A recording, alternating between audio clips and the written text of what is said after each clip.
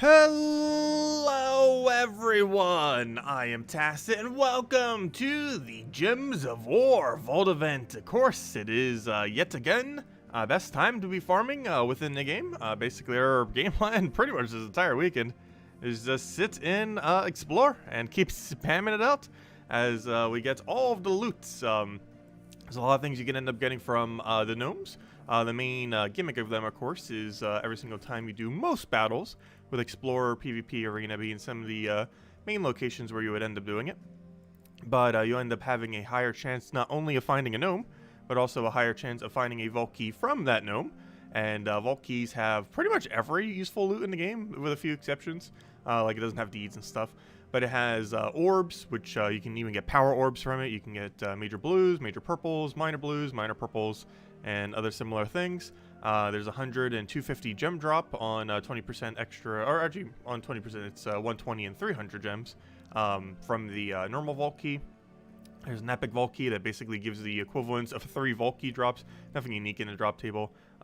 This is the first vault event since the Emperor has been added into the drop table. So if you were saving, you might have already been able to attempt for it.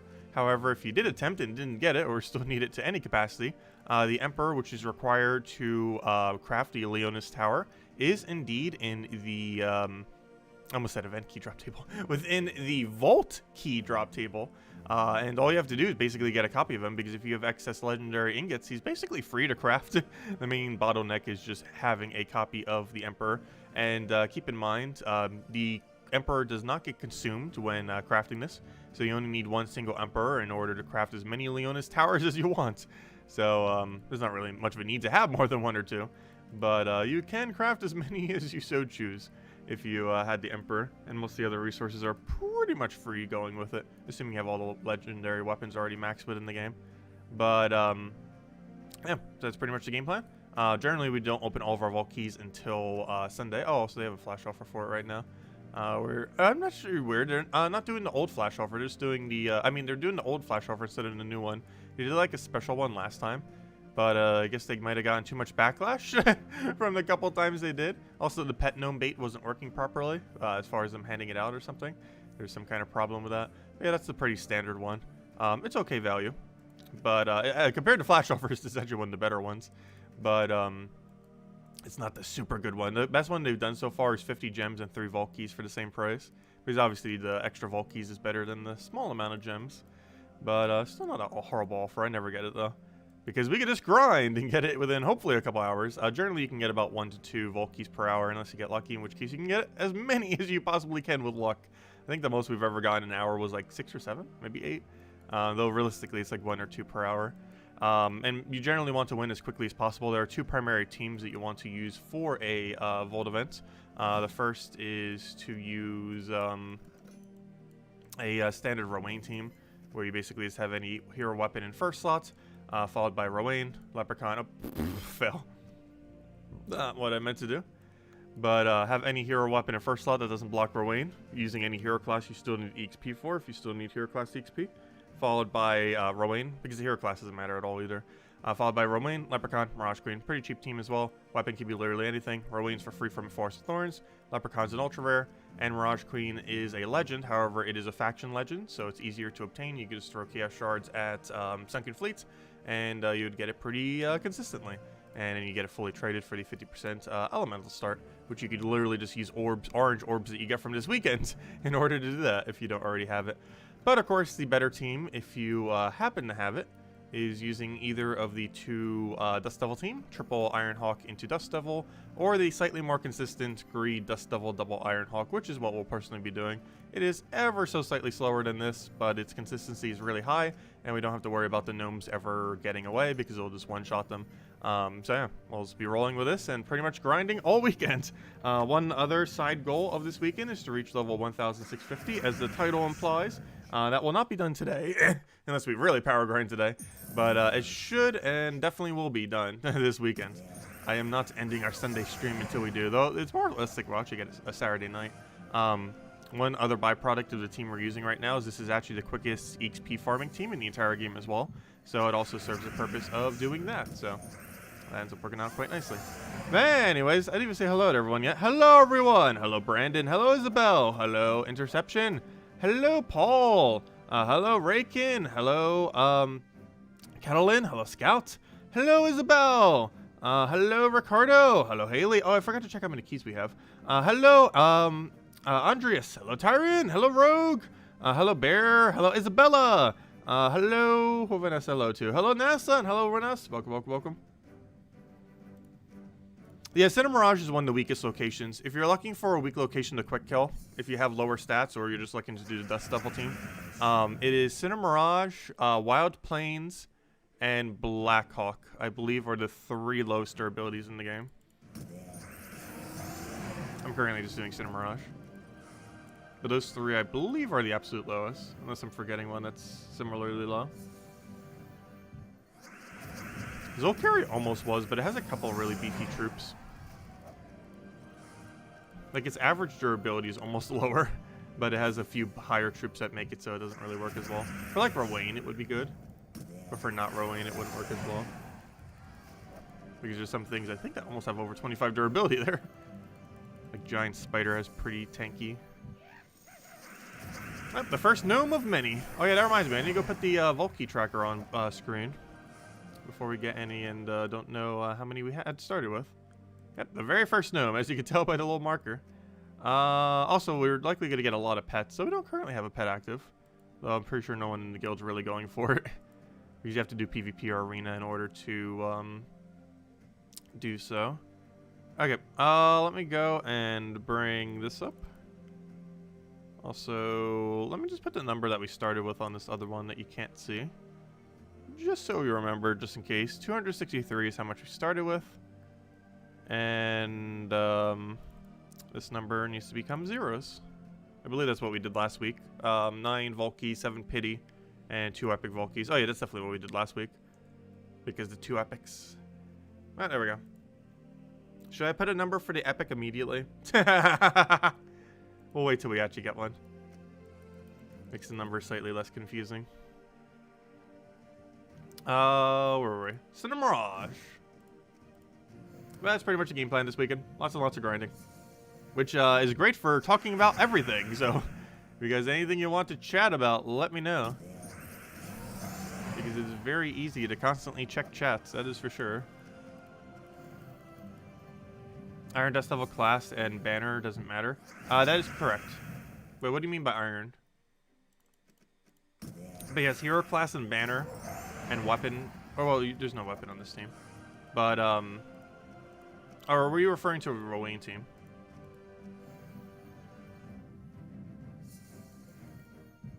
There is versions of this team that can put hero on it. It is slower than Rowain, though. Or not slower, but it's like the same speed, so it's generally just better to go Rowain. The one Ironhawk team is basically the same speed as running a Rowain team. How's the farming going in Age of Calamity? I've gotten, I believe, 8 level 80 weapons.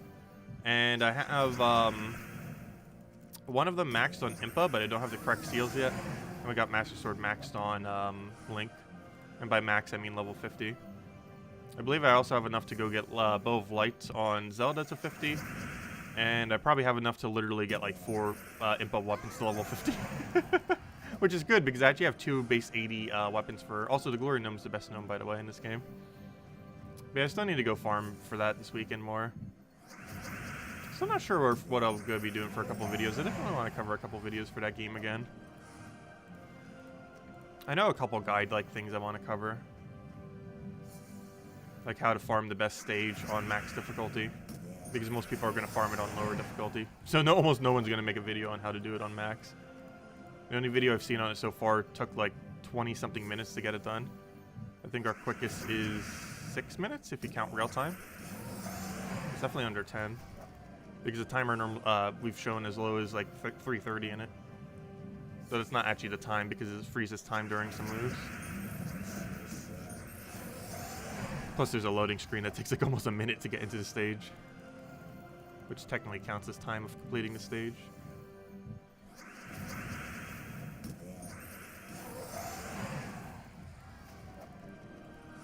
There's our daily 20 gems.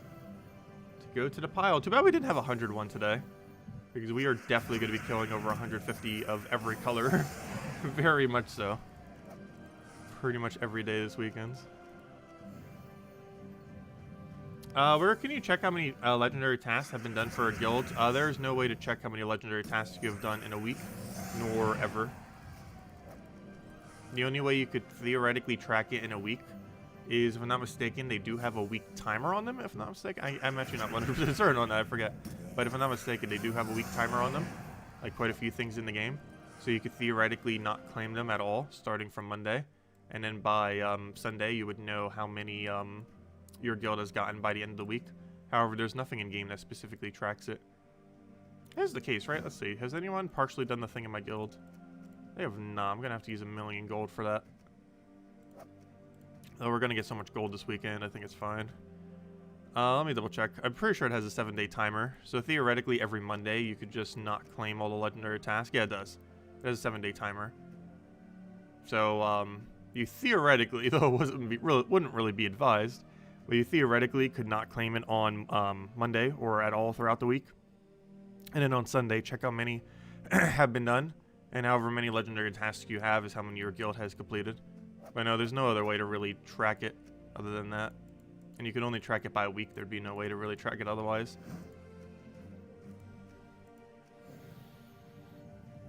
Let's see. Do you think that will be a good idea for the gnome to give pet food? What do you mean? Oh, when's the next fast food stream? Haha. Let's see. The most recent one we done was Hardee's.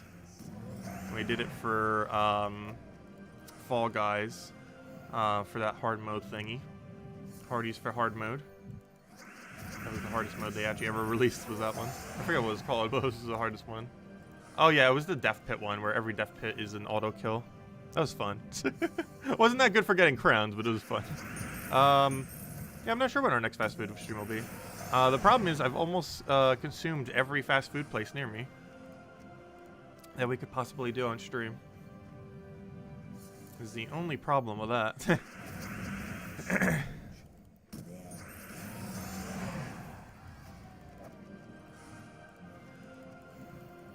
Unless I start eating at some places I like almost never ate at. And some of them I can't, like Chick-fil-A I can't eat at because of peanut oil.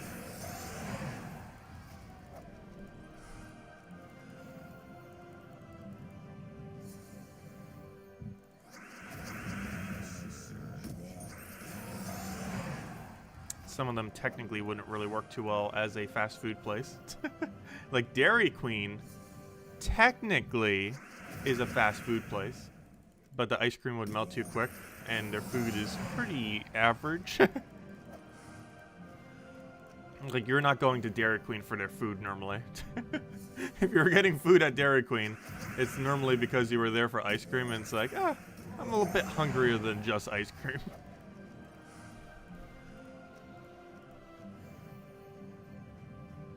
Which I still don't even know why Dairy Queen serves normal food.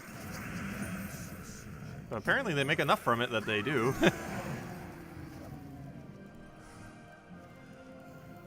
I haven't had Dairy Queen before. It wasn't bad. I can give them that. Like, it wasn't anything memorable, but their food wasn't horrible. Like their non-ice cream stuff.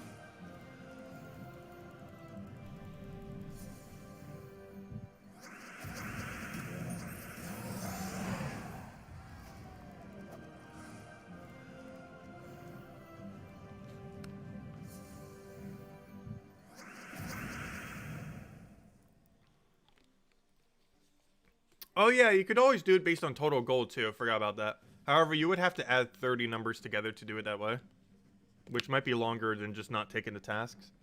Kind of like how to count all of the pity keys for this event, I deliberately don't take the pity keys until Sunday, until we open all of our keys.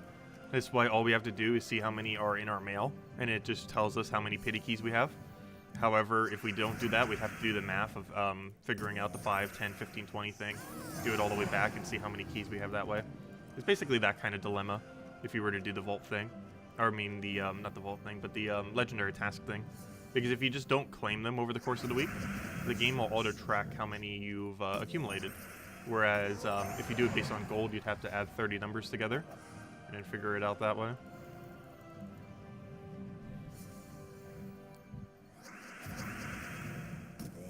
Both would work, obviously. The one would take more math than the other. And would also take longer.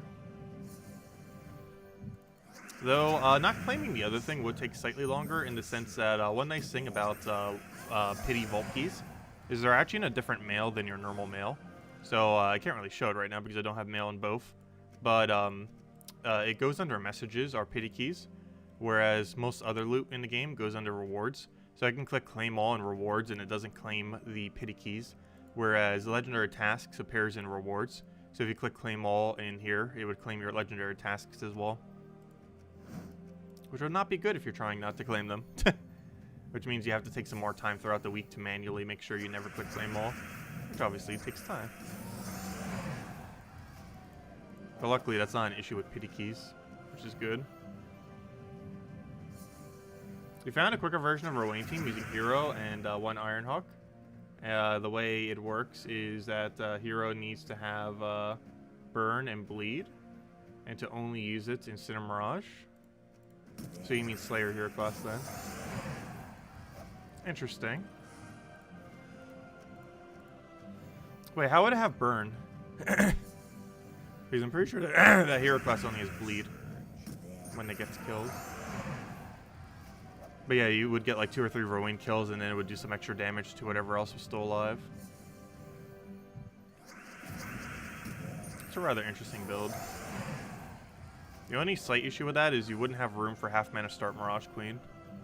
Because the team at that point would be Hero, Rowan, Leprechaun, and oh wait, what would be the other aspect then? Oh wait, could you still use Mirage Queen with that? Oh no, you mentioned Ironhawk. So yeah, the Ironhawk would be replacing the Mirage Queen. I knew there was one other troop in there. The only issue with that is Rowan would have to get 10 mana in a Leprechaun cast. Which can normally happen, but the consistency of that happening is slightly less than needing 6 mana.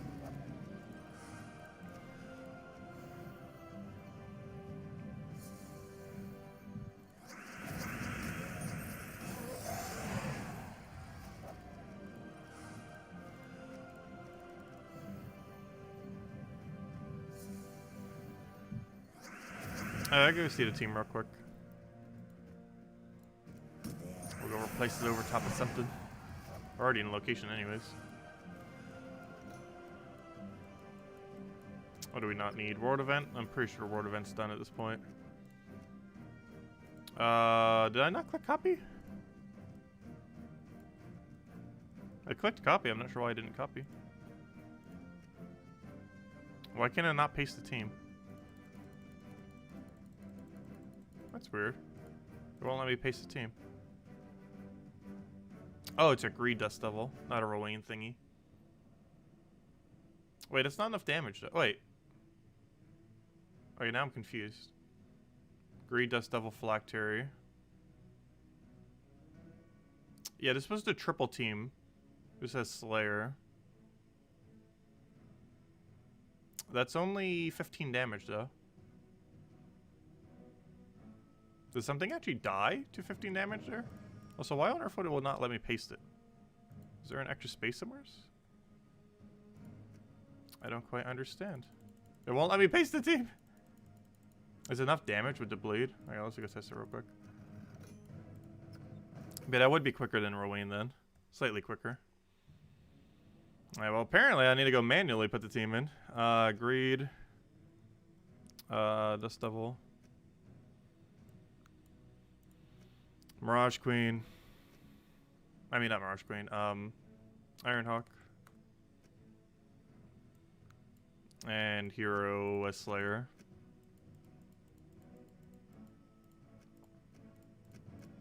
Using any weapon.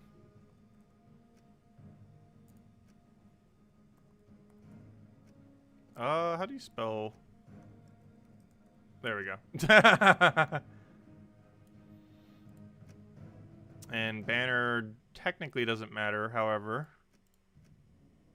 It'd probably be a good idea to go something like blue, yellow?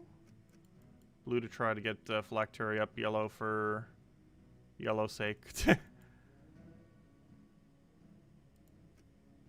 let's see what it does real quick.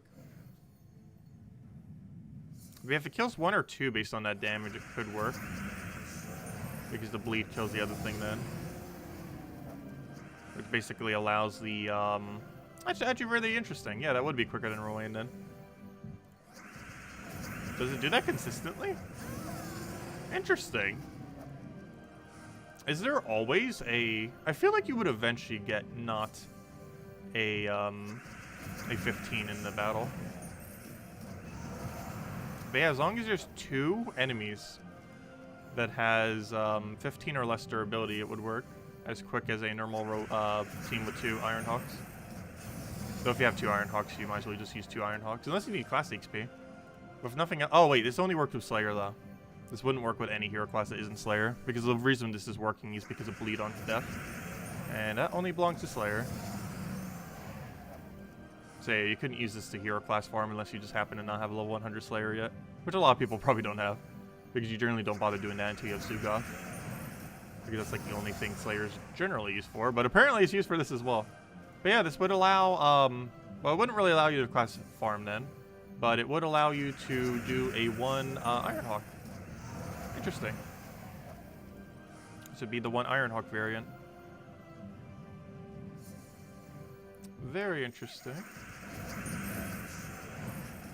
It would eventually not kill though. If we get a gnome that has the higher durability above it. Because we'd have to kill at least 2 of them for this to work. If that damage doesn't kill enough to kill 2, it's not going to kill everyone. Yeah, very interesting. That would get the job done with only 1 Iron Hawk. That's not going well. Actually, while I have this, let me go and grab it. And put it right over here. Because that one's a pretty obvious one we'll always remember. There we go. It has been done. Anyways, let's go back to our normal one.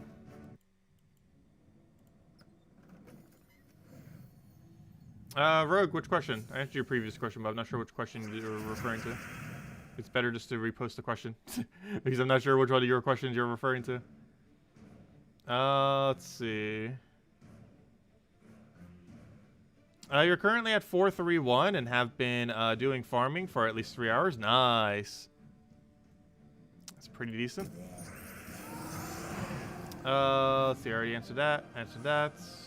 You got a base 74 Stealing Bow for Zelda. And a 2 base 80 Savage Lionel Crusher Swords today. Nice. Oh, do keep in mind, level 80 Savage Lionel. I can't remember if I scrapped mine or not. But a level 80 Savage Lionel is not actually Link's highest. It might seem like it because a lot of other characters also have 80. However, the highest base Lionel sword is 86. And it is only obtained from doing that one new mission that's used for farming. But yeah, 80 is not max for Savage Lionel. 86 is. It's actually Link's best weapon in the entire game now that seals can be removed. The only problem is the chance of getting it is so ridiculously hard. Like, you could farm that stage for 10 hours and possibly still not get it. It's quite the grind. I'm not sure if I'm going to do that grind at some point. But we might. We'll see. Like, we're talking like dozens of hours. Because the way that the drop table for that stage works is it will give you... There's just so many RNG factors that go into it. So there's 19 characters currently within the game. The stage will only ever give you a chance at 1 max base value weapon, at least in the current state of the game. And there are 3 different things that it could do, a tier 1, a tier 2, or a tier 3. So it has to hit Link, which is a 1 in 19 chance. It has to hit a tier 3, which is a 1 in 3 chance, assuming they're all weighted evenly. And then, on top of that, it has to hit the right tier 3. And Link has like 15 tier 3 weapons, maybe more, between sword, spear, and hammer. So you basically have to... Actually, it might even be closer to 20. I can't remember the exact number. It's somewhere around there. Let's say 20. Let's say 19. The same as the other. Oh, let's just say 20. I'm pretty sure it's around there. But, so... Oh, actually, it might be more than 20 now that I think about it. Because, weaker tier 3 still count as tier 3, I'm pretty sure. There's like different categories.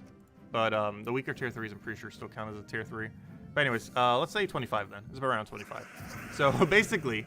You have to hit a 1 in 19 chance, then you have to hit a 1 in 3 chance, then you have to hit a 1 in 25 chance. That is what you need to get max Savage Lionel Sword on that stage. The chance of that happening is so ridiculously rare. But possible. Definitely possible. But we're talking dozens of hours. Even more if unlucky. Though you'd likely have literally every base value weapon before you get it for Link. Though luckily Link has a lot of swords that are similarly strong. That are above 81 or 81 or above. The Savage Lionel's the highest at 86. So if you wanted one of the other ones for cosmetic purposes, it wouldn't be too big a deal. These would only be a few points of damage.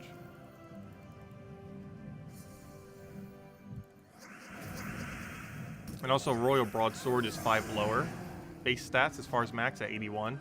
However, it has 1 attack speed on it, so you need 1 less attack speed to finish the weapon. Or 2 if you want to keep the auto critical thing. I'm not sure exactly what that does. It seems to just do slightly more damage at the end of your combo. Which is probably not as worth it compared to another attack speed, ++. But it's a good temporary thing until then. Let's see, what's about your above message? Sorry, I'm missing so much stats. Whenever I see a question, I like go into it for a while. What was your question? I don't see it actually.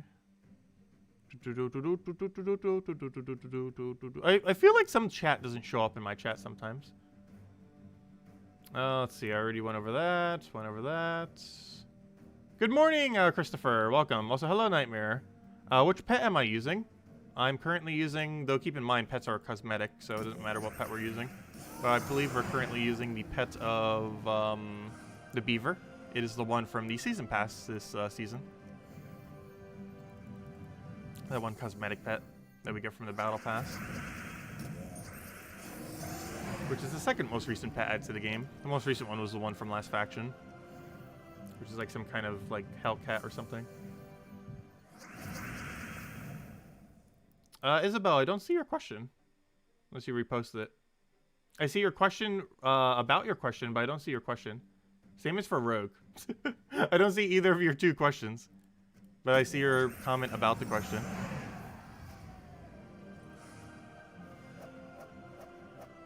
Catch you later, Rogue. Thanks for stopping by. Be a Rogue, if your question was about the fast food thing, I'm not sure when we'll do it. Oh, you know what one we haven't done yet, though? Zaxby's. I've almost never eaten at a Zaxby's. Where would you put it on the chicken scale? Between KFC, Chick-fil-A, and all that. Yeah, Zaxby's is actually relatively close, too, if I'm not mistaken. I've just never personally ate there. Like, if I want chicken, I would normally just go to KFC. Because I can't do Chick-fil-A. Which I feel like is most people's default choice is Chick-fil-A for chicken. Like, things. Because isn't that what Zaxby's is? It's basically a chicken place. With other things. It never really stood out to me compared to other fast food places. I've eaten there a couple of times, though. Actually, one of them was for marching bands, oddly enough. Because there wasn't that many places to go to where we stopped, and I was like, I might as well go for Zaxby's. Legendary tasks can be seen in guild view by co-leaders and GMs. They can see what member and how many.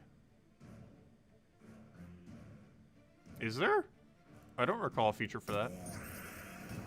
But you can always keep track of how much gold.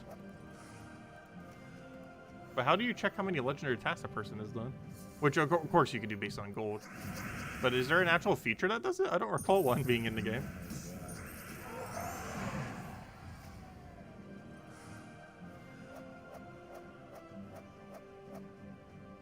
Really? How on earth do you see that?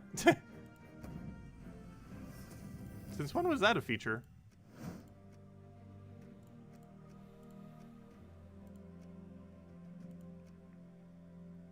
It's not there.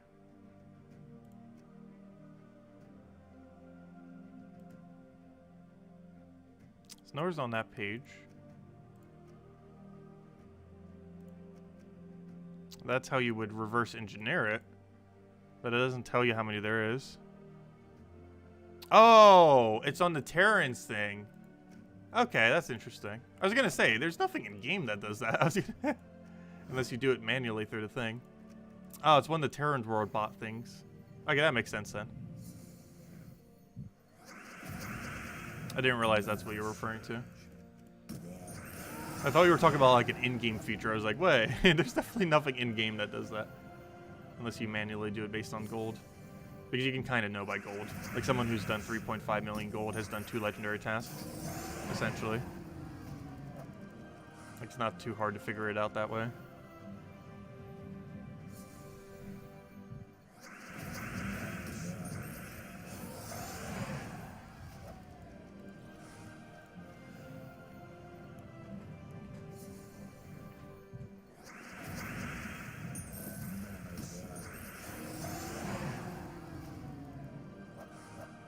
You've donated over 1 billion gold to your guild since 2017. Nice. I don't even think I'm up to 1 billion yet. What is my number these days? Actually, I haven't even hit half 1 billion yet. But yeah, since we've made our guilds 1,806 days ago, however many years that is. What is that? Almost 5 years now? Almost 5 years. Like 4.5. But yeah, ever since we made our guild back then, I have donated about $500 million. That's pretty insane. That about 2 years into the game, someone had 1 billion gold. Like an actual physical 1 billion gold not donated to a guild. We haven't done it in our guild. It's almost the 5-year mark, and we're at like $500 million. Actually, Azala has passed me now too, by a little bit. And Azala's been here for definitely less time. Oh, a very long time, I believe, as well. But definitely less time. That's in 2 years. Gosh. It's like 200 million per year, basically. But yeah, we still haven't hit $500 million. I generally don't do gold farming related things. Similar to soul farming, I don't really go out of my way for it these days. The most gold farming we ever get done is whenever we do Explore 12 grinding. And we're not doing it for the gold, we're doing it for the tokens, obviously. The gold is just a byproduct. Similar to the Vault event. Like, we will be getting gold during the Vault event, obviously. But that's more so a byproduct of farming the Vault event, not because we want the gold. But more gold always is useful, of course.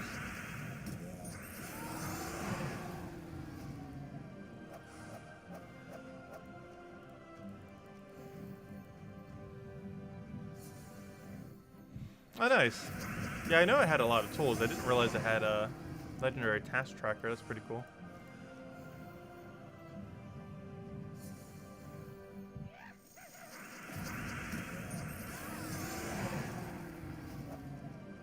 I hope stuff like that happens for Puzzle Quest 3. I know Terran put some stuff on his website for all the assets within the game. In version 0.34, I believe it was. However, I'm not sure if he actually intends to play the game or do other stuff within the game for bots and stuff. I would sure hope so. Because he has a lot of great tools. If not him, someone will, hopefully.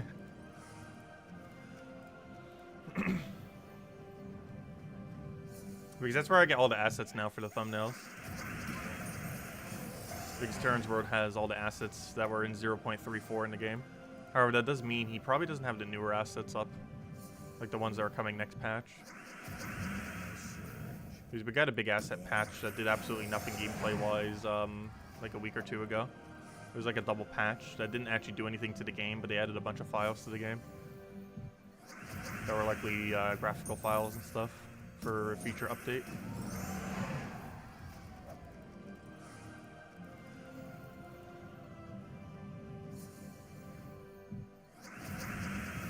Yeah, I noticed Gary's been doing a lot with Puzzle Quest 3. Do you have his Discord link? I don't think I'm in his Discord yet. The one for Puzzle Quest 3. Because the only Puzzle Quest 3 Discord I believe I'm in is my own. Or, you know, our normal one. I normally just use our global, or our guild chat. Because realistically, our guild chat pretty much is the game these days. Based on the Q&A stream, I'm pretty sure our guild chat is most of the game. There are quite a few, several key players, though, in the game that aren't in our guild. But, I'm pretty sure 80% of the questions asked during the dev stream was our guild. Pretty sure. A lot of memorable names there. That's also because they only had like, what, 50-something viewers, too? I forget what it peaked at. I wasn't really paying attention to it. I'm pretty sure it didn't break 100.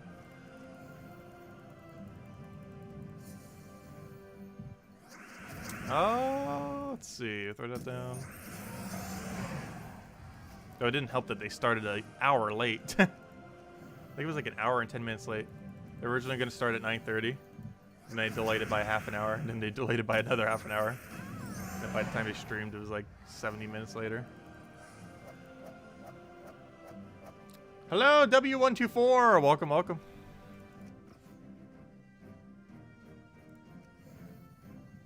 Also, hello, Zeddicus. Welcome. I did say hello earlier, but hope you've been doing well. Thanks for stopping by.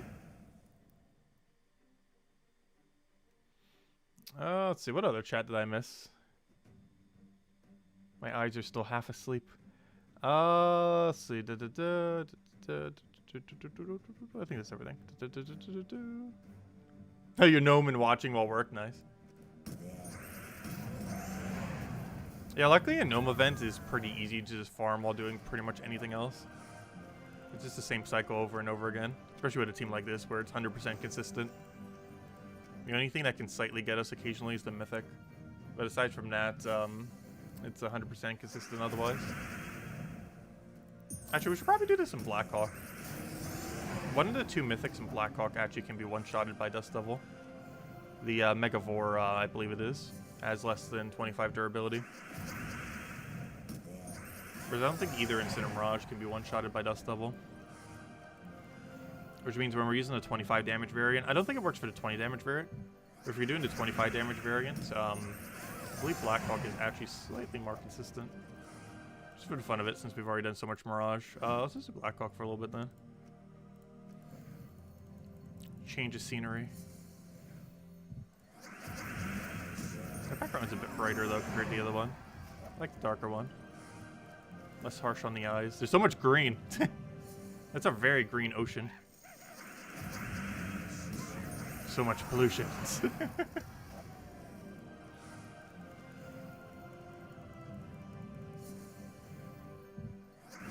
What difficulty is best for keys?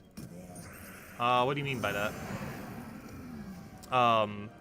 Because there's no direct key rate. If you're referring to gnomes, the lowest difficulty is theoretically the best, or the lowest that you can one-shot is the best. The main reason for this is difficulty has no effect on the loot that you get from the gnomes, the normal ones that appear. So generally just the lowest one will end up working. The reason why we switched to Blackhawk is it still is within the kill range of our Dust Devil. However, it has the added benefit of one of the mythics can be one-shotted. Oh, you sent me the Puzzle Quest 3 thing? Thank you. I'll go check it later then. Yeah, no problem. But yeah, there are three really good low durability ones. Cinder Mirage, Wild Plains, and Blackhawk. I don't think I'm missing any. But those three have the three lowest durability in the game, unless I'm missing one.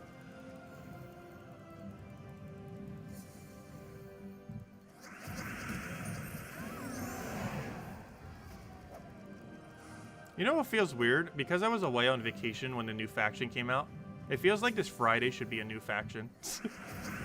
Because we haven't gotten to do the dialogue and all the other things related to it. Though if nothing else, I was able to get it done really quick compared to normal. Mostly because we spent a little bit more on it and we did skip method the whole time. I got it done almost entirely at the airport. It was pretty funny. Like, I think by the time I got onto the plane, I was at, like, the high 300s or very low 400s.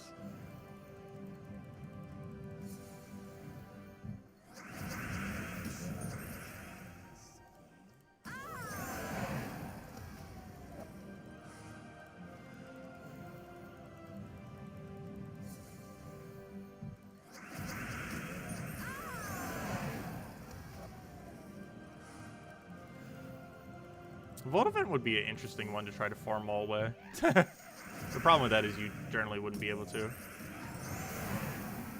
Because while it is very easy and straightforward, it does take a lot of time. There's just no like end point to farming vault events. You could literally farm it for 72 hours straight if you wanted to. Though realistically not. But it's possible to, technically. I feel like the average player probably does about 20 hours, 15 to 20 hours on Vault Event. Though the average person that wants to do like super ultra grind probably does like 50 hours in a weekend or something similar. I haven't done that long for a while.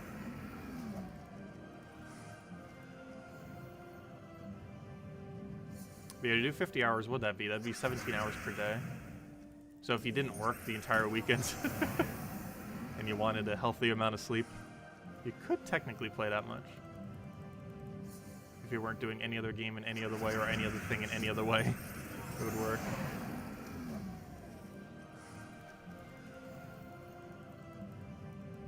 I think the highest I've ever done was closer to 30 or 35 hours. Comes out to about 10 to 12 hours a day for the weekend. But I think our average these days is closer to 15 to 20. Pretty sure. 50-hour grinder right there, nice. Yeah, there's definitely a decent handful of people that likely do it.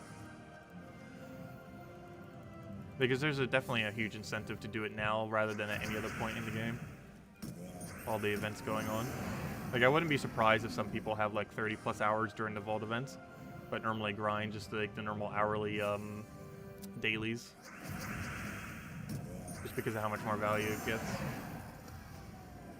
Yeah, generally, as far as pity keys are concerned, if you play for at least like 2 hours a day during Vault events, you'll hit a pretty solid amount of pity. I think that would reach like pity 5 or 6 or something.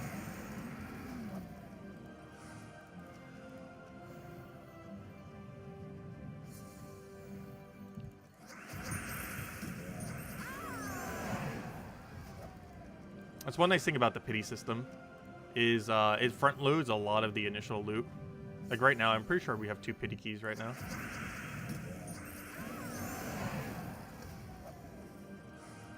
From all these gnomes. Okay, 1. The other one's getting there though. I'll update our number. That is not our number. So where are those vault keys at? We'll get them in time. Oh, that's not what we wanted. The WOM here. How many vault keys do we have? In case we got one when I wasn't paying attention. Oh, it looks like we have not. Normally I notice something like that. Vault key's generally not a loot you forget about when it pops up on screen. It's a pretty noticeable loot. Hello, Chad. Welcome. That'll be like missing a major orb or something when it happens, or power. Like, it's kind of hard to not spot. What's the goal? The goal is get as many vault keys as we can while farming a bunch. The side goal is to reach level 1,650 this weekend. However, that should be done pretty much automatically just by our normal grinding. So we're not really necessarily going out of our way for it. But then the main goal is just to have more gems, more keys, and more everything, so we don't have to spend money on the game for when we cover videos. Whenever we cover new mythics and stuff like that. There's also the greatest way to try to catch up in the game if you're just starting out recently or any time within the last few years. Vault events are a great way to basically get back in line with everyone else without having to spend any money on the game. Or even if you have spent some money on the game, just to catch up more. These Vault events where a good majority of loot is. If you farmed every single one very heavily, even if you just started in the last couple of months, you'd still be able to catch back up within a year or less. Just because of how much loot you get from Vault events. Really good catch-up mechanism for people who want to put in the grind for when they happen. And even if you're already all the way in endgame, you can still grind it like crazy, so you have excess resources.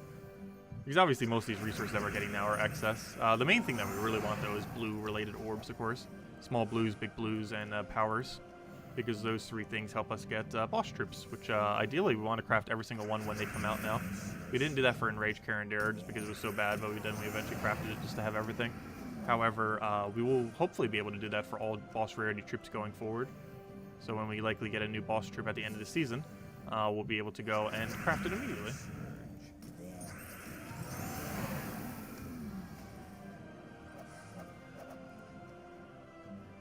You're at 10 Vault Key, 4 Pity, and 1 Epic Vault Key. Nice. We're currently at 0 Vault Keys, about to hit 2 Pity, and no Epics yet. We got 2 Epics last weekend, though. Or last Vault event, I should say.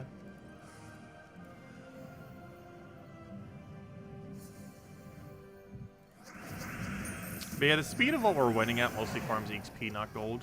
We're actually getting a pretty bad amount of gold from this. It's not like super horrible. I think it's 150,000 per hour. compared to other gold farming teams that can hit like 400,000 or 500,000 per hour, this isn't primarily gaining gold. Main thing it's getting is EXP and gnome kills, as well as just kills in general. This team's also really good for whenever you have a kill X objective, like kill like 60 reds or kill just enemies in general or win a battle X times. This team is really good for, which is a good majority of the repicks that you get from the tasks whenever every single Monday. So it's a good team to have just to running those down.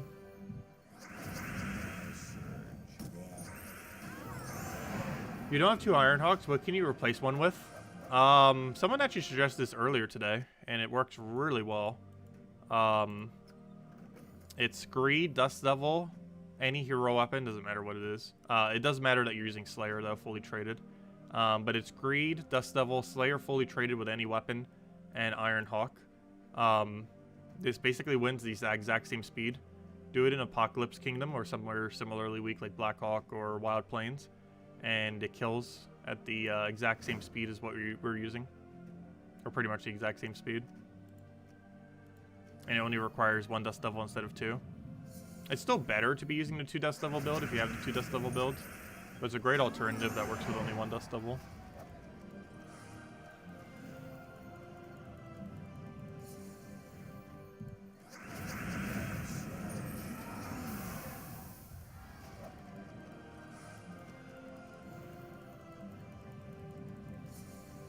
And the main reason for that is the bleed gets the kill.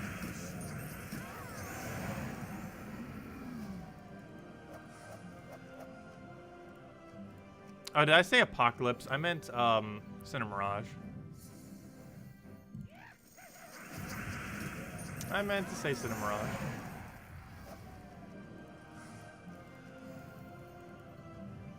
The word Apocalypse is probably just in my mind because we just did Age of Calamity for 3 days. And they added that new game mode, or new difficulty I should say, that's called Apocalypse. Or I think it's called Apocalyptic, I just call it Apocalypse. But yeah, it's Cinemirage. Apocalypse doesn't have a kingdom yet. Well, not an actual kingdom. It has a kingdom typing in Gems of War, but it doesn't have an actual physical kingdom yet. They mentioned in the past that they might combine it with Cinemirage, but they never did. So theoretically, if they ever did do that, technically Cinemirage would be Apocalypse. But it currently isn't. If they ever did do that, it'd probably be like a double typing, where they are both Cinemirage and Apocalypse troops.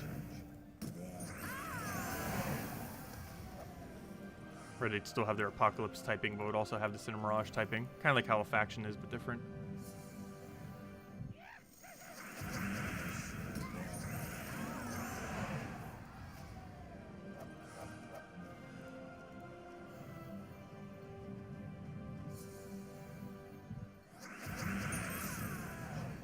So hello, analysts. Welcome. You've been playing a while, doing other stuff on the nets, and somehow only 4 gnomes so far. Seems low. I don't know. I haven't really been paying attention to the exact amount of gnomes. We've definitely been at a very average rate currently, and also no Volkey drops. But it doesn't seem lower than normal. Seems about the normal average self it's been. We're definitely not on the luckier side to stream, that's for sure. I'm not noticing a low amount yet. We haven't really grinded it long enough to know.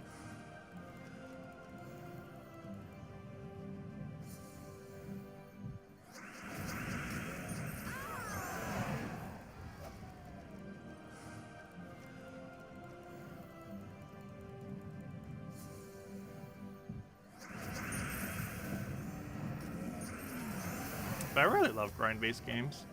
Anything that has a fun gameplay loop for it, that actually has rewarding rewards, feels kind of nice. Which luckily got me back into Age of Calamity because they kind of did that with the most recent update. And because we can cover videos on it at some point. I need to make 2 max imbo weapons first though. I think that's the first video I want to make. That or how to farm that one stage. But ideally want to have a max imbo before then. Let's see, we'll throw that down.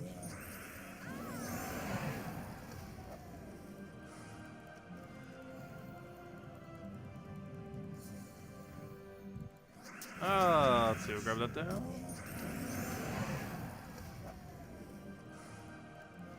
Only problem is all this weekend we'll be farming Vault events, so I won't be able to do grinding for the other game.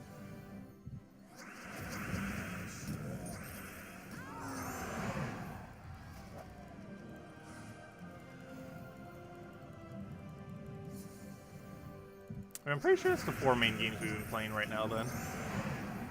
Obviously Gems of War, Puzzle Quest 3, Age of Calamity, and Fall Guys. But Fall Guys Season 3 is in like 3 weeks. I mean, Season 3, I mean Season 5, I mean. Somehow it got delayed by a lot. Like, Gems of War and Fall Guys basically had their seasons coinciding with each other. And now there's like a huge, gigantic gap between them. Like a 5-6 month gap. Or actually more than that. Or not 6 months, but like a few month gap between each other now. Like several week gap. It's very weird. Yeah, they're finally getting around to it soon. That game ended up dying so hard compared to where it peaked. But it still has a healthy player base. Also, I've been looking at Gems of War numbers lately. They just do not move. I have no clue how they have had such consistent numbers over such a long period of time. Like, they slightly move up and down, and normally trend ever so slightly upwards.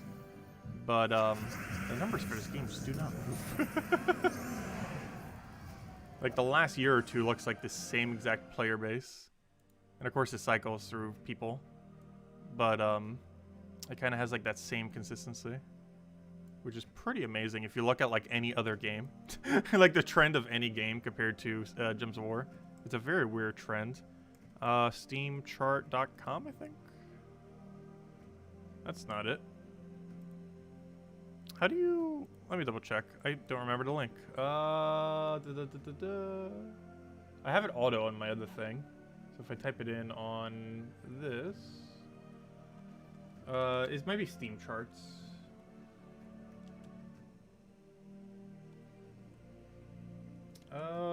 Steam. Oh, it's Steam Charts. Really? A plural S. Steamcharts.com. There's the one I'm looking for. It's plural. It's pretty interesting to look at the numbers compared to like almost every other game. Obviously, it's down a little bit right now. It has its little ups and downs here and there. Normally, whenever they do something, it's like, ooh, they did something. And then it goes up a little bit. But look at that consistency. Down the line. 2,000, 2,000, 2,000, 2,000. Like, peak number of players. 2, 2, 2, 2, 2, 2, 2, 2, 2, 2, 2, 2, 2, 2, 2, 2, 2, 2, 2, 2, 2. They've been consistently doing 2,000 something players peak every month for... What is that? For... 3.5 years. That is how consistent it has been. Also, the all-time peak for the game was pretty recently, actually. It was back in September. I'm not sure why, specifically September. But the all-time peak for the game was in September, if I'm not mistaken. Man, look at this. Everything's just in 2,000 range. It's so weird how consistent it is. And you compare that to, like, let's say Fall Guys or something. Or let's do Slay the Spire.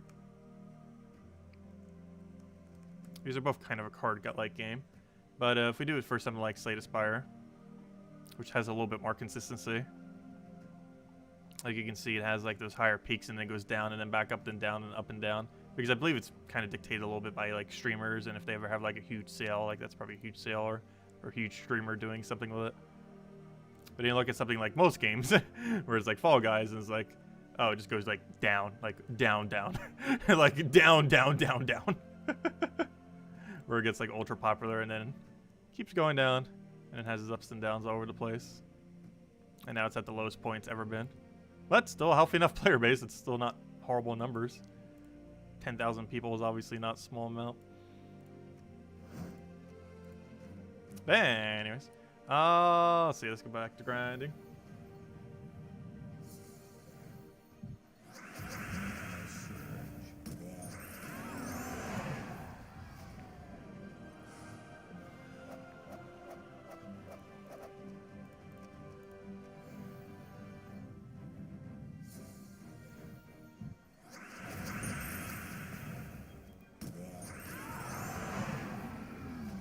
What update was in September? I actually don't know. I honestly not sure what in September happened that caused there to be a spike. Because I don't recall anything in September, content-wise, that would have done such a thing. Wait. No, not last year, September. Previous year, September, they added tokens. But you'd kind of think that one would do it. Like, this is when they added tokens, if I'm not mistaken. Wasn't it in, like, September or August of, wait, why did I do Fall Guys again? I meant, Gems of War. But, like, this is where they added tokens, where I believe they would have, had a bit of more of a peak. Because that's when tokens were added to the game, where you really had to power grind for them. Yeah, I have no clue what happened in September of last year that caused this. Maybe it was pandemic combined with something? I'm not sure. Like, I don't recall getting a huge update that month. It just seems really weird that that was the peak. All-time peak.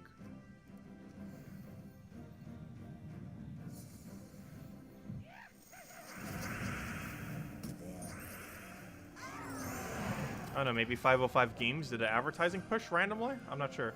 I've never seen an ad for Gems of War, though, to any capacity.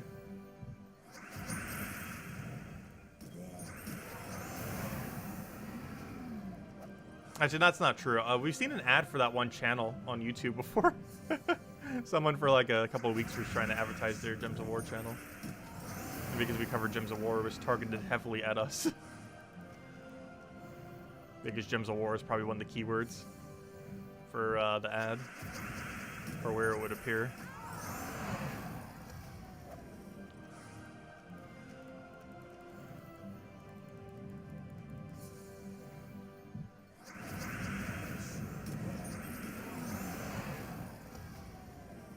But yeah, I honestly do not know what happened in September that caused the all-time peak for this game. It was a pretty average month, if I'm not mistaken.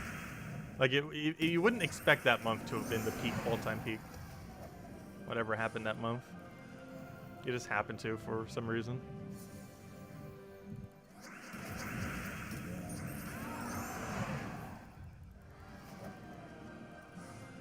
Oh, you know what?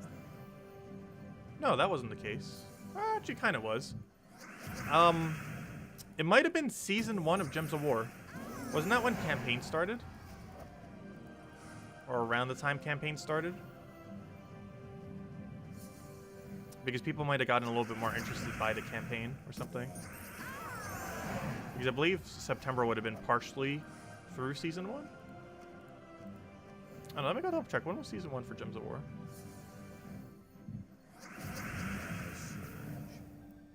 What's even the easiest way to even check that info?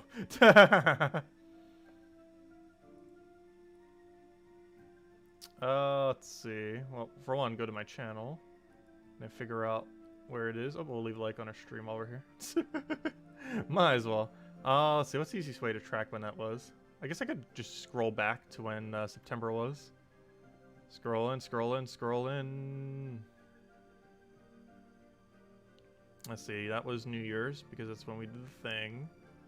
So a little bit further back. So that was, what, 6 months back? So we need like a 9 month back. And we were doing Age of Calamity when it came out. Let's see, 9 months back. Mombasira was a little bit after. Oh, yeah, wasn't this released early September? It was around here. Tower of Doom, Campaign 2, Week 1 day. Yep, that's it. That's what happened. Okay. Really? That's what caused it? Interesting. Season 1 of Gems of War is what happened then. That's what caused the peak. I guess that kind of makes sense. Because if an old player realizes, like, oh, Season 1 of a game that I played is starting, they might recheck the game. But yeah, that's what happened then. Okay, that makes a little bit more sense then. That month was Season 1 of Gems of War. Which is why it caused the peak. It was the first time we ever had the campaign. At the duration of that month, at the start of that month. That's what caused it.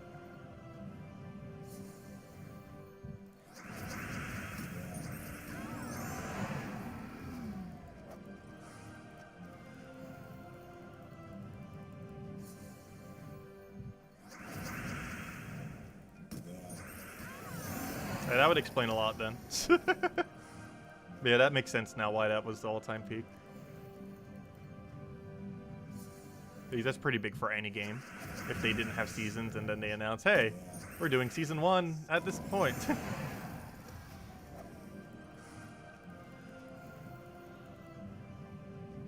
Because almost every live service has a season pass these days.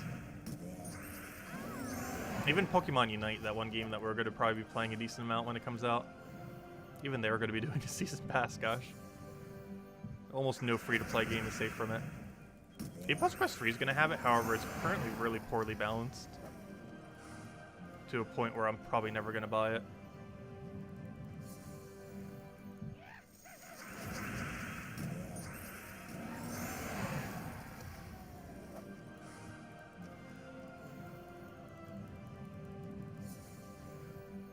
What is the one thing you want Gems of War to add or have? I would like a resource sync for every resource in the game. Which is technically more than one thing. But also not more than one thing. But I want every resource to have a purpose. There are currently a lot of resources that are dead beyond belief. That they seem to have really no desire to do anything with. Most notably trade stones. But also many others. Like ingots, they try to, like with that one thing that came in. They lay on his tower, like uses some and stuff like that. But there's a lot of dead currencies in Gems of War. Like an absurdly high amount. Trade stones and ingots are definitely the first two that come to mind normally though. But there are several others.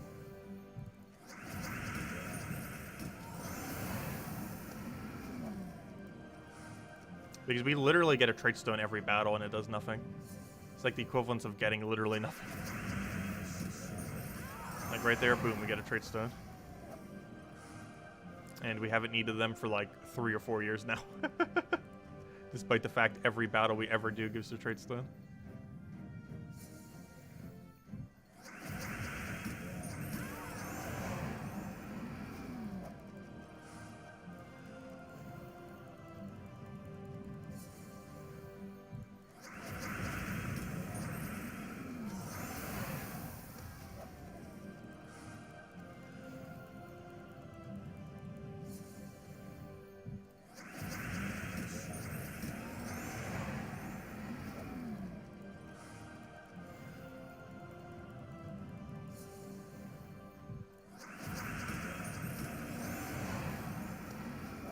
Hey, we should have our second pity key by now. However, we have not found a single vault key, though. Oh, we do have 2 pity. Good thing they exist. They make it seem less discouraging. Like, when you go, like, 3 hours and get 0 vault keys, you actually get, like, 3 or 4 pity. So it's not as bad.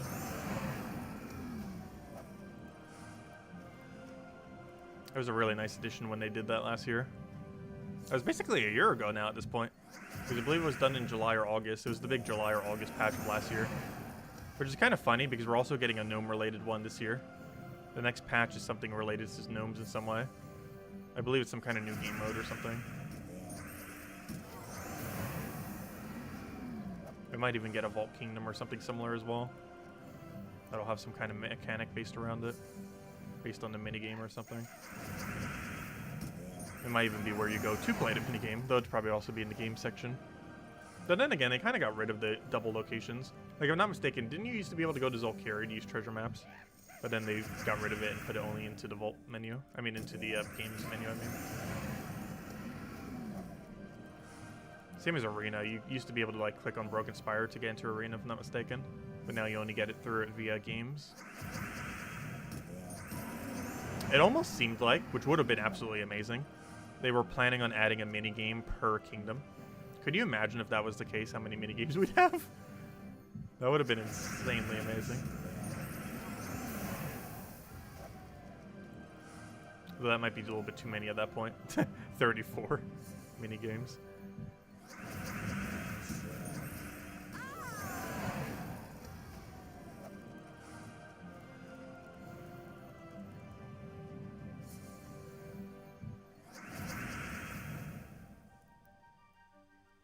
Oh, they're never going to add a resource market to any game they ever make, I'm pretty sure. That's really hard to balance.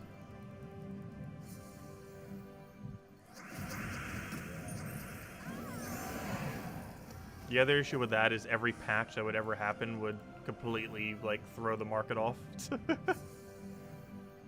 Especially balance patches. Like, the value of stuff can just drastically change. It also makes it harder for them to sell stuff.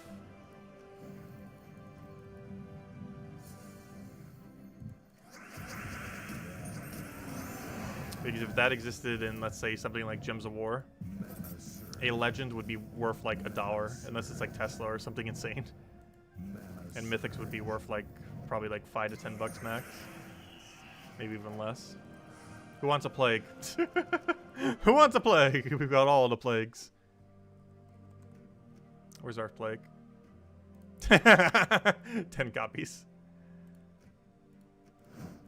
It is the only mythic I have double copy of.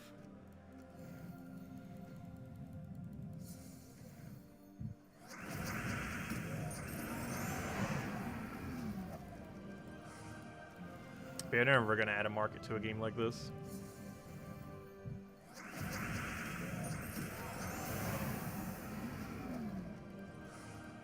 And generally in a card-like game system, what would happen in the market similarly would be every single meta card would have some value. Everything that isn't would be worth like near zero. That's pretty much how it would go.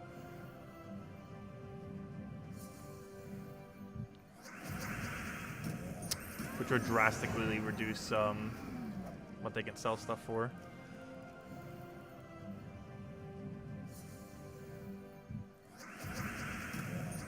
Yeah, exchanging loot for other loot is basically what Soulforge seems like it would have done, but never did. A lot of things that they've added to the game, it felt like they started the system, but then didn't finish it. Like, pets don't feel fully complete, Soulforge doesn't feel fully complete, a lot of kind of things like that. That could have sunk a lot of various things, but never really were fully fleshed out. And I think Soulforge is probably the biggest example of that. Where it basically released like partially finished and then was never finished. Because you would assume Soulforge would, well, for one, sink souls. It doesn't even do that properly. But also would sink just resources in general to be able to make other stuff. But it doesn't really sink that many resources at all. It sinks diamonds, and that's about it. It's like the only resource it sinks properly. Because that's the only location where you use diamonds at. It doesn't sink any other resource properly, not even souls. Which is kind of funny given that it's called a soul forge.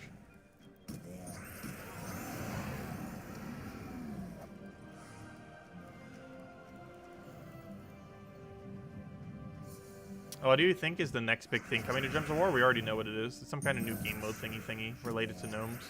Or I think it's a new game mode. They were talking about some in their previous Q&A stream. But next update does seem like it's one of the bigger updates. It might even be an infinitely farmable location, which I haven't done for a while. The last infinitely farmable location was 2019 September, when we got tokens added to the game. As well as, wasn't that when we got the new Explorer system? I think it was. So it was the new Explorer system plus tokens.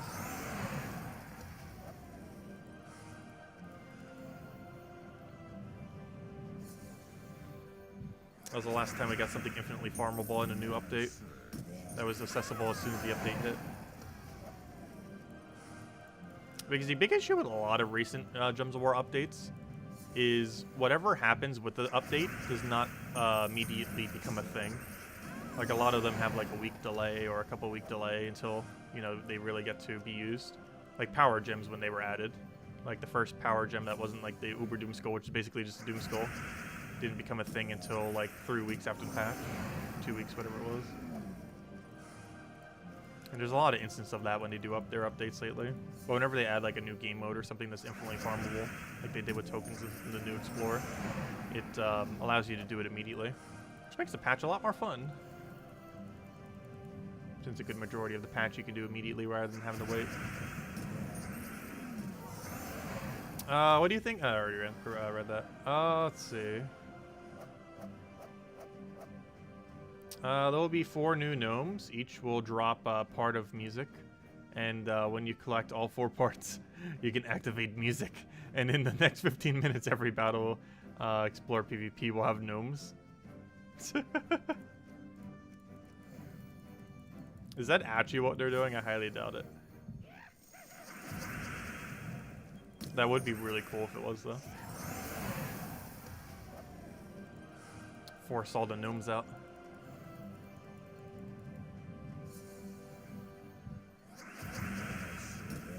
It doesn't seem like something they would do. But if they did, that's actually going to be really good. It's a natural thing in 5.6. Oh, gosh. That's such a weird mechanic, but I like it. The only issue is how hard is it going to be to collect those 4 pieces? Also, will one be like more than the other, in the sense that what if you get like 5 of one piece and then not enough of the others?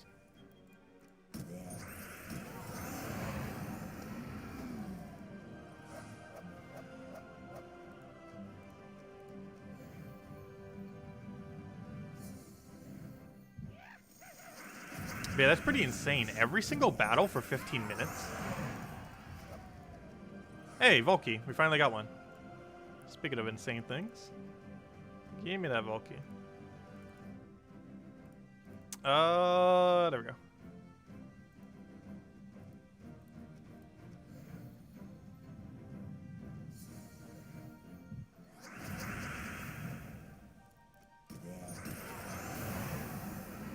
Do I think I'll be playing Gems of War in 10 years' time? Yes. If they keep supporting the game, I will be.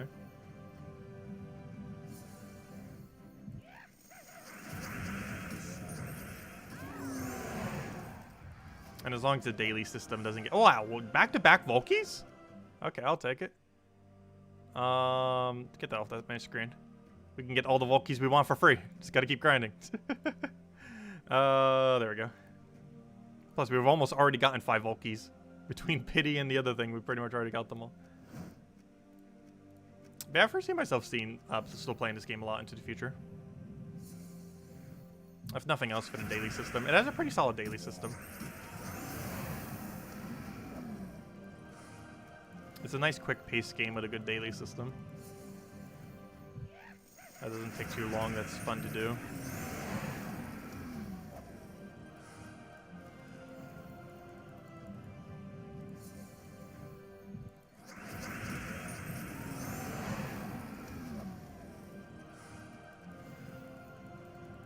Can you estimate tarot card drop rate? Near impossible. It's very low. Like, the chance that you get one of those similar related troops, I believe, is about a 1 in 20. Assuming they're all in the same drop table. There is at least 4 of them in the same drop table now. The tarot card thing, the Sun, the Emperor, and I feel like I'm forgetting one. Is there 3 or 4 currently? Why do I feel like I'm forgetting one? Oh, Heart of Rage. So those 4. I believe they all share the same drop table. So you basically have to roll a percent, which I believe is about 1 in 20. So it might be closer to 1 in 25 or 1 in 30. But you have to roll that. And then you have to roll the exact one you want. So even if you get that, you might just get another Heart of Rage that you might already have or something. Like, I think I have 4 Heart of Rage right now. But I believe that's how the drop table works. I'm just not sure what its exact drop rate is. But I'm pretty sure all of them share the same drop table, which is kind of unfortunate if they do. Because that means it's more of them coming to the game. It's going to be harder to get each individual one. So hopefully it'll increase the drop rate of them at some point in the future. These are very rare right now. I still haven't yet to get anything that wasn't a Heart of Rage. So I have gotten Heart of Rage 3 times. But I'm pretty sure Heart of Rage is weighted the same as the others. The only reason we have so much more Heart of Rage was because it was the first one added. So the chance that we would have specifically have gotten more of that one is kind of just automatic. Since it was around for longer, obviously.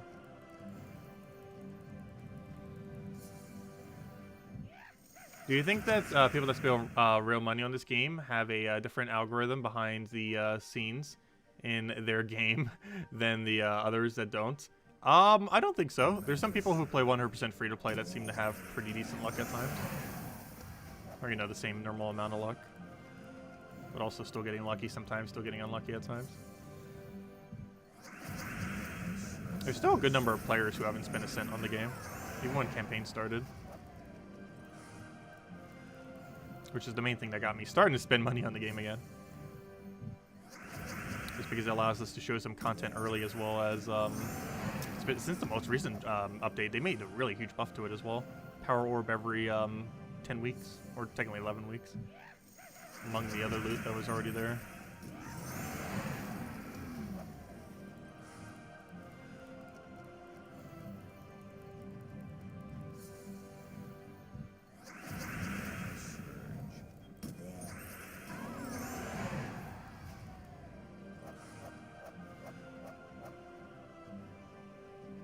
Oh no, Cynical's PS4 overheated. Oh no. Hopefully all his saves are backed up. Though even if you did lose whatever you're playing on Gems of War, as long as you had the invite code and the other info with it, like the password and everything for it, you could easily just get it back. Like if you had your username and password for your account, it would be very easy to get it back. Oh, your new one's on the way? That's good then. Are you getting a PS5 or just a PS4 again?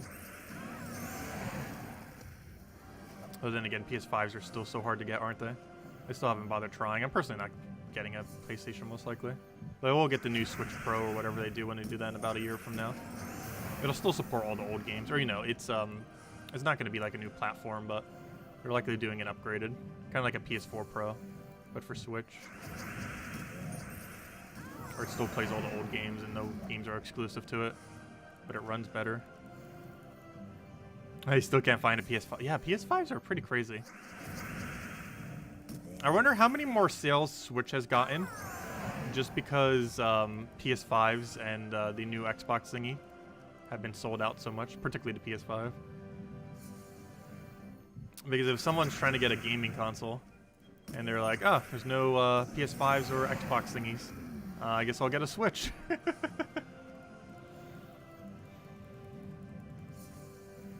Like, the number of times that has probably happened in the last year or so is likely very high, especially people who have kids.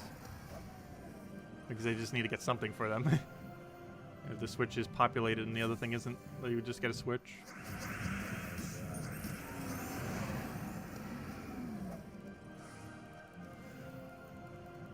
Which is kind of funny because Nintendo could almost sell like new console numbers without actually having a new console just because of that. Because of the new generation. And just because they still had stock while the others didn't. They did have manufacturing problems last year, though everything did.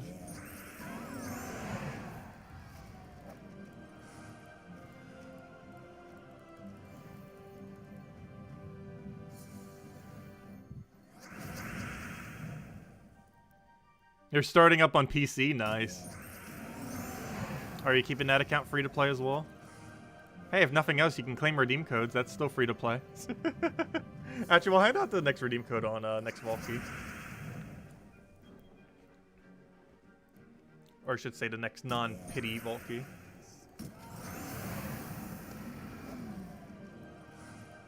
These that'll bring us to 5 keys total. Or, you know, 3 normal keys. 5 total between them.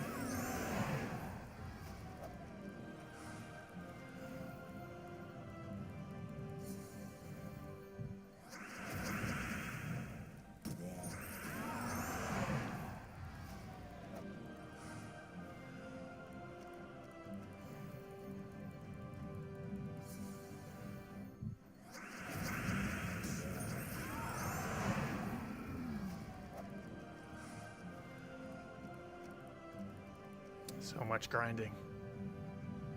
1 hour down. Many more to go. We'll probably do stream for about 3 hours or so. We'll probably go for about another 2 hours or so. Then I'll grab dinner.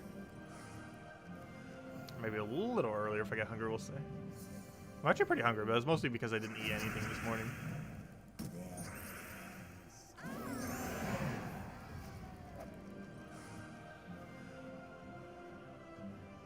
Oh, I meant a code, not next code.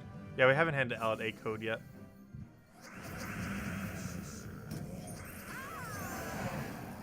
generally just hand out one per stream with a few exceptions, like really big streams, like our coming back stream or when we left or holidays and stuff like that.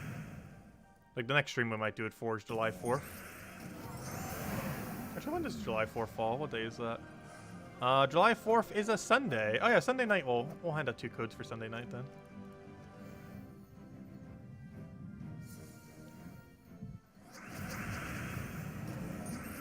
I wonder if Animal Crossing's doing anything for July 4th this year. I highly doubt it.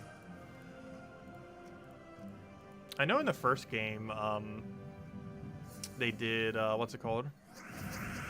They had like a fireworks show thing. However, I don't believe they do that now in Animal Crossing, oddly enough. It's kind of funny because the very first game did, but I don't think any other game since then in the Animal Crossing series ever did a fireworks show on it. Because I remember when I was a kid, because there wasn't any fireworks. Basically, normally, of course, I would go out to see fireworks when I was a kid with the family and everything, but we couldn't one year. So because I couldn't see fireworks, I just watched them in the game. So I remember it specifically. But if I'm not mistaken, that was actually the only Animal Crossing that ended up doing it, and that was honestly probably one of the most memorable things from that game. It's like, oh, I couldn't see fireworks. Oh, let me just watch them in Animal Crossing.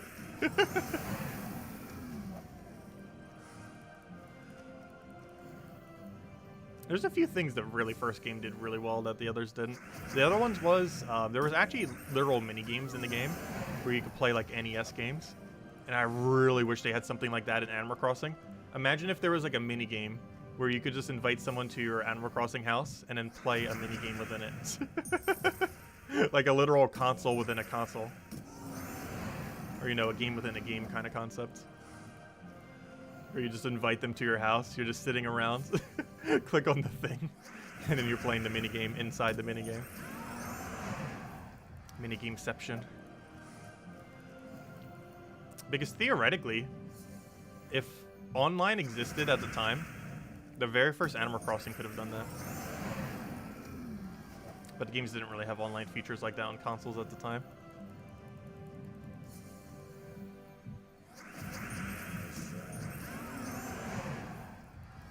Also, thank you, Cynical, for supporting the channel again. Greatly appreciated. And helps out a lot. Thanks a ton. Which reminds me, I need to add more emojis soon. I think we have enough to add like 2 or 3 more emojis, and I still haven't.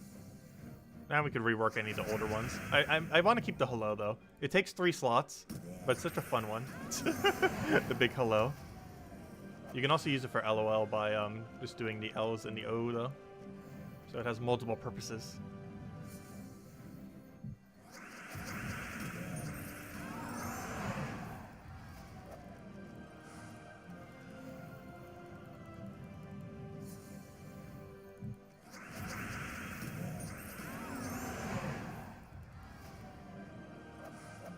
Brewster's supposed to be next update. Ooh, that'd be pretty huge. I've never played a game that had Brewster in it.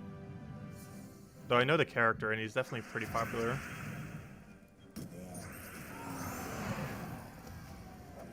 He's definitely the one character that people want the most.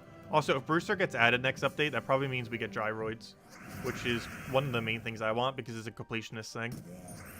It's kind of like when Red got added and you have to go collect all the art, except it gives you something different to collect. The way that it was obtained in the past is really annoying, though, without time travel. It's whenever it rains, there's, I believe, a guaranteed chance, or a chance, probably guaranteed, that one of the digs will be a gyroid instead of a fossil. And then there's like almost 100 different gyroids. And if you turn them on, they make a noise. And you can basically make a pattern music kind of rhythm thing by having a bunch of them turned on that have different noises that make like a little musical sympathy that keeps looping over and over again. And they all have a unique visual. It's a pretty cool concept. They're almost like music blocks in other games. Except they're a collectible item. While also be having a music box functionality. While also being a decorative item.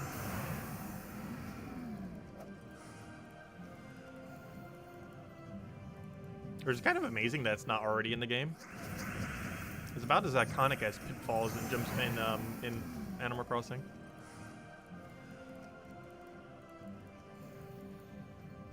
So what is the objective of this event?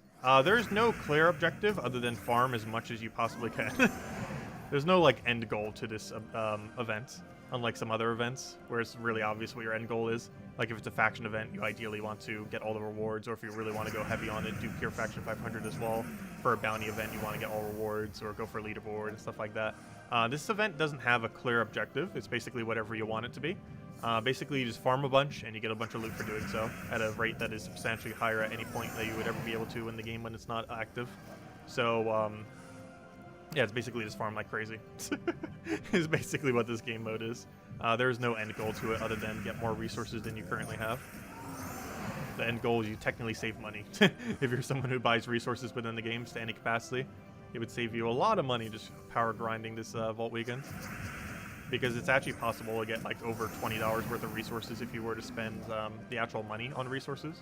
Like doing this event is like $20, $30 worth of resources per hour if you actually buy resources within the game. So you definitely want to be grinding it, that's for sure. And it's a great way to stay free to play, of course, because of the sheer amount of valued loot that you're getting constantly throughout it.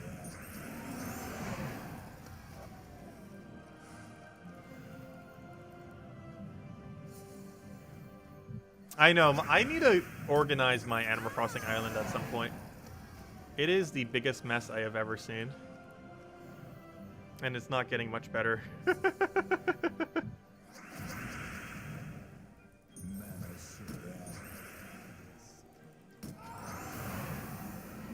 I'm not sure if I'm ever going to get around to it at this point. It is literally going to be like a 50 to 100 hour project to get that island even organized, let alone actually decorated.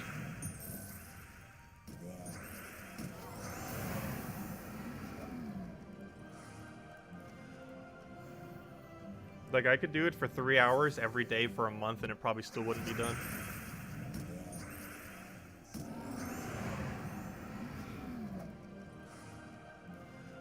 I just haven't bothered getting to it because it would be such a time sink. I know, you would help. Though there are some things I would have to do with you not there. Because I can't pick up anything from the ground and stuff like that. Or, you know, things that are actually, like, physically on the ground.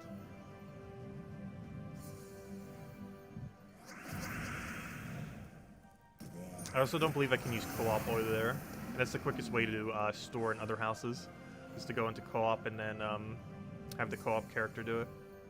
To their own house. But I don't think you can do that in multiplayer.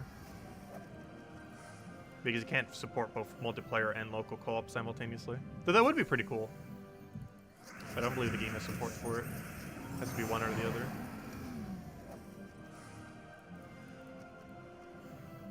Hello, Barbara! Welcome.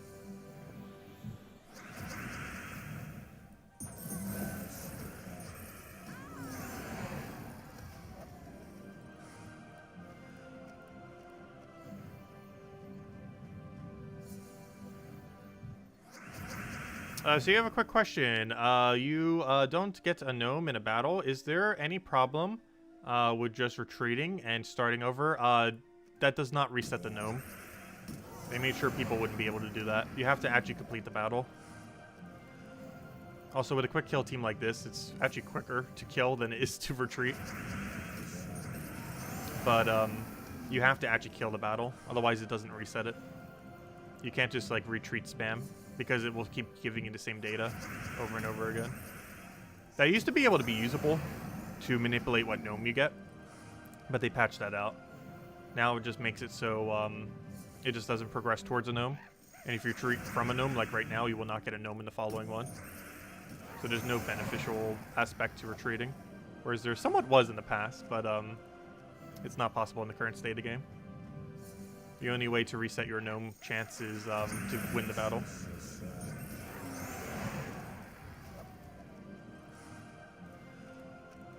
Which is why the main goal of these events is generally to win as quickly as you possibly can. Because that's what resets the gnome, is winning. So you just have to win super ultra quick at the easiest location you possibly can. The quickest method that you can. And that's the best way to farm gnomes.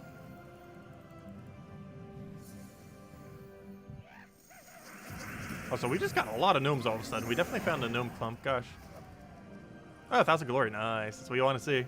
Best drop that isn't any vault key related. It's better than any other gnome's default drops.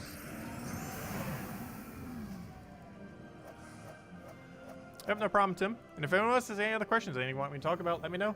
We'll be around for a little while still. And we'll hand out a redeem code on the next vault key we get. Also, I will count pity if we end up getting pity. Let me check. Do we already have the pity? Oh, we do. Okay, let's hand out the code now. These I'll count when we hit 5, and we have now hit 5. So yeah, let me go hand out a code. So we found 2 keys, 3 pity. Alright, let me go get you guys the code. Also, this is the final code from the batch. Though, before I forget, let me go do this right now. Because I know I'm going to forget to do it for tonight if I don't do it right now. But let me go get the other codes Kafka already gave me. Because I do have like 30, 40 codes. There's not in my document thingy yet. Where is that? Oh, sorry, I don't even have Discord open. Okay, let me go launch Discord. At a glacial pace because this other computer's so slow. Eventually what's going to happen is I'm going to get an actual computer set up. And my current laptop that I'm using now is going to be the side computer. Though I'm still probably going to use the old computer for thumbnails because I still have all the old Photoshop programs on it. And I can't transfer them over because they're all on a disk. And my current computer doesn't have a disk drive. Though if I ever get a new computer, I could try doing it on that. Because that could potentially have a like external disk drive. That's not part of the thing itself.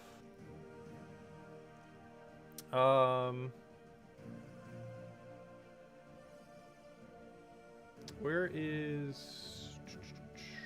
One moment. Do I even have this on copy paste right now? I'm trying to find the other thing. Well, while I'm trying to find it... Oh, wait. I didn't put this into the code section. My bad. One moment. I was just there and then didn't do it. Fail. Where'd it go? I'm confused. Very confused. It disappeared on me. Alright, this is the easier way to get here. Let me just go all the way over here. Wait, why did it just crap? Ah, this old computer. Chrome literally just crashed. Good job. Let's see. Go to redeem code section. Now we can go get the code, or the link. Also, just in case I didn't already use it, though I'm pretty sure I already just did.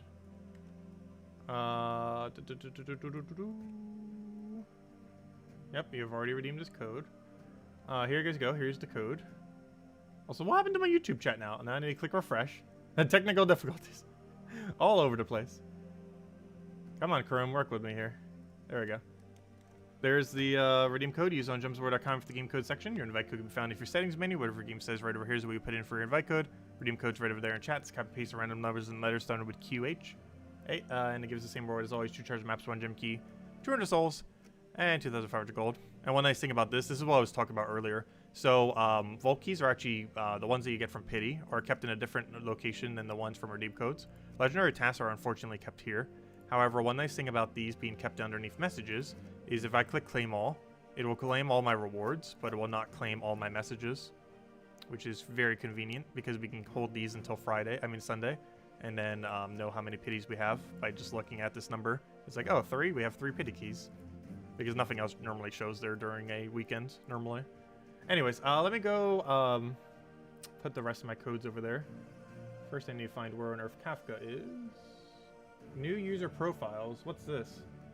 Express yourself with an about me. And if you have Nitro, a profile banner. Okay. Interesting. Anyways. I'm looking for Kafka's most recent message. There it is. Thank you, Kafka.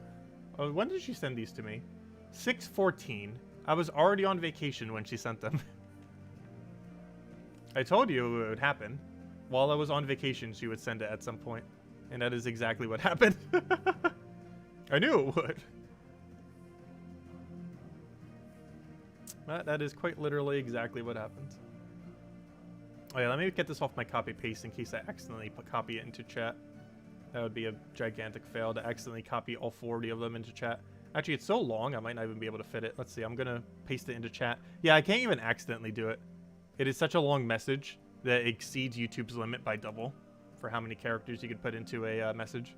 So even if I accidentally copied it into chat, it wouldn't work. But just in case, let me still get something else on my copy paste. There we go. Just to make sure. Oh no, the message is so long, even if I did copy it accidentally into chat, it wouldn't post. Because the message is more than double the character limit. Anyways, where were we? We already claimed that. Let's keep grinding.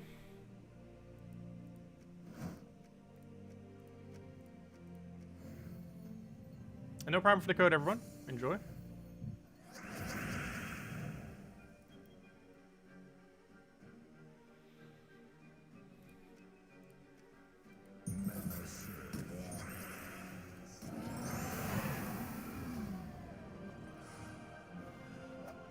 Yeah, I'm pretty sure there's quite a few ways that I could get the program over to the other thing.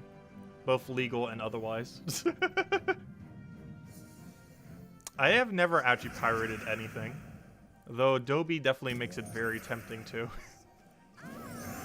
Because they charge way absurdly too much for their products. And they have no buy option, it's all just monthly or yearly subscriptions.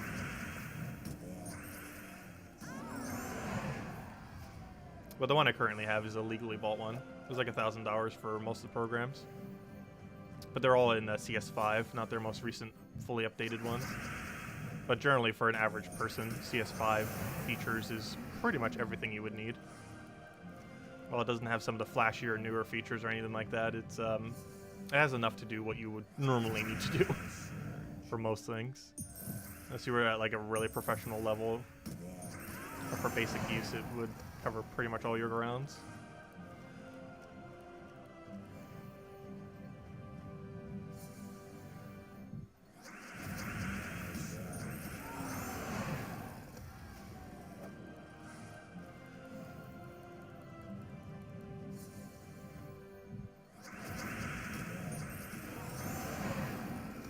What time did I start?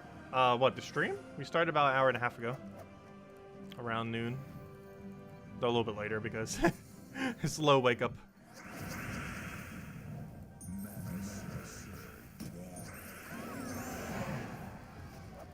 Yeah, so far every stream this week we started at noon, the midday ones. The 3 Age of Calamity ones and the one today. Though I will not be doing a midday stream the next 2 days. Saturday and Sunday I will not be. We'll still be doing our normal Gems of War stream, of course, every night throughout.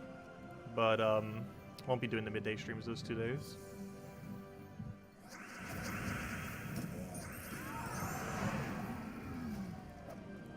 But I almost feel like I want to build a midday stream schedule. Normally the only one we really have is the Friday one that we end up doing. I kind of like having the flexibility of being able to do them whenever though. But then that makes it harder for people to know when we do stuff.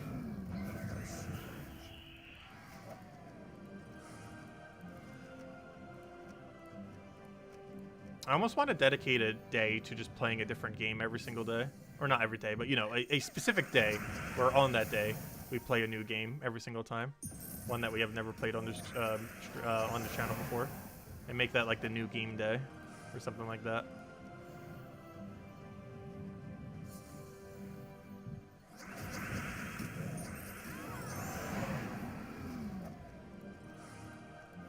The only problem with that is, what if we want to finish the game we started? Because that would take longer than one day.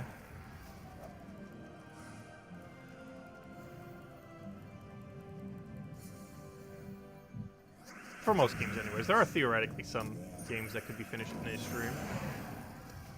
But the kind of games I play generally are not.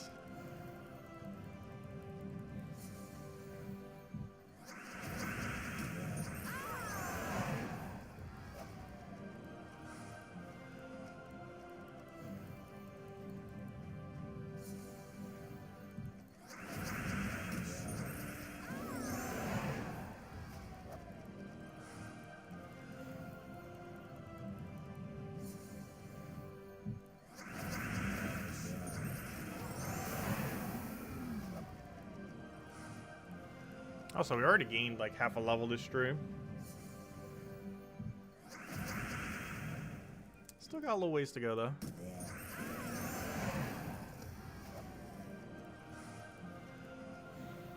But yeah, we're not ending Sunday stream without having level 1,650, 100%. Though we should have it a little bit before then, I would assume. Oh, it depends how much grinding I get done this weekend. Or lack thereof. You got Gorgolfa on your PC mobile account? Nice. Do you have the trade stones to trade it, though? Actually, now that, what's her name exists? Ogress? Not Ogress. Yeah, Ogress. Now that Ogress exists, that one, bounty hunter exploding troop, that's basically early game Gorgolfa now. There's even some instances where it's stronger than Gorgolfa, though earlier on in the game, I'm pretty sure Gorgolfa's still better. But, because you don't have the HP for the boost ratio or anything like that. But, yeah, that troop's pretty much an alternative to Gorgolfa that's only a rare. It's pretty nice. I'll catch you later, Tim. Thanks for stopping by. Hope you have a wonderful week and weekends. Best of luck with the Vault event grind. Catch you later. If anyone else has any other questions or anything you want me to go over, do let me know.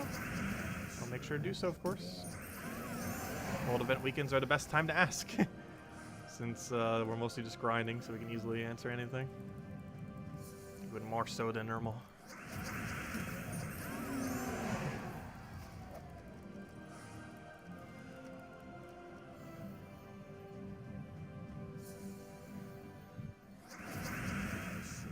Yes, we stream every single night at 8 p.m. Eastern Standard Time.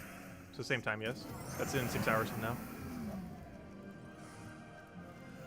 Game plan is probably to go for about another hour on this stream. Grab dinner, do a few other things I need to do. Maybe take a little nap as I'm still kind of a little tired. And then tonight in 6 hours we'll do the other stream. Also, we'll probably claim the orb then. I'm pretty sure it's already claimable right now. It was pretty much almost claimable last night, but we were just a little bit short. I'm pretty sure by now the guild got it. Oh, perfect. We have tribute there too. We have to get loot for doing this. We get loot for checking. Yeah, we already got it. We'll claim it tonight. Hopefully get a power. Oh, is this my pity keys? Oh gosh, I hate that it blinks. I wish if you clicked on these to open them, it would stop blinking. But even if you click on all three of these messages to have read the message, it still keeps blinking. I wish that wasn't a thing. If you've clicked on them and read them, it should allow you to not blink anymore. But it will keep blinking regardless of what you do until you claim them. That means every Vault weekend we have to deal with that blinkiness. And the amount of time I click it, I probably click over the course of a Vault weekend 50 times on that tab. Thinking like, oh, there's something I need to go claim. And then it's like, oh yeah, just the pity keys. I do that way too often. Probably a couple times per hour.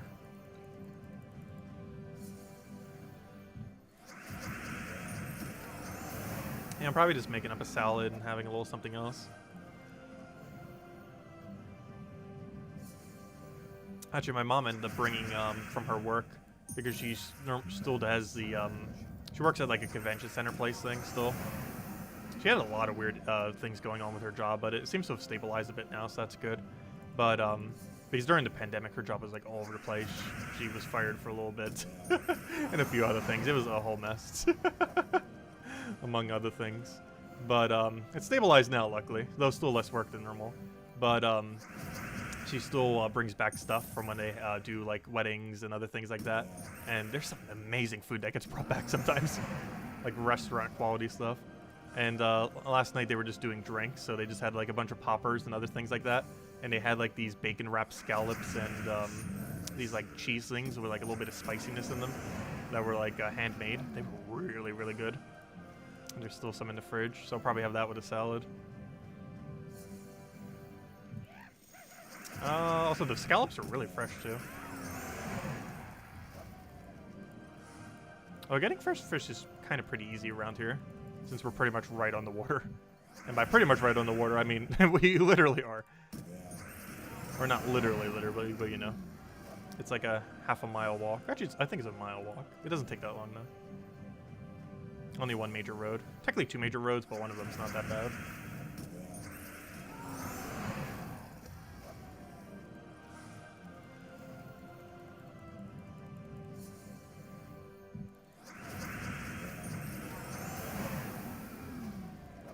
That's something I haven't done for a while. I haven't really been on the beach lately. Actually, the last time I went to the beach was when my friend from Scotland came down. That's literally the last time. That was September of 2019. It has been that long since I've been on the beach. It has been that long.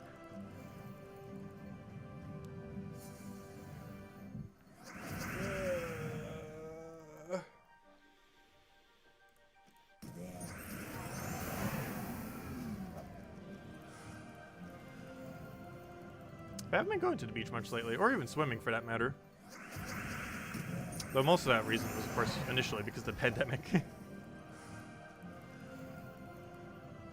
I'm not even sure if the community pool for my area, for the HOA, is even up currently. Because it might still be closed because of the pandemic.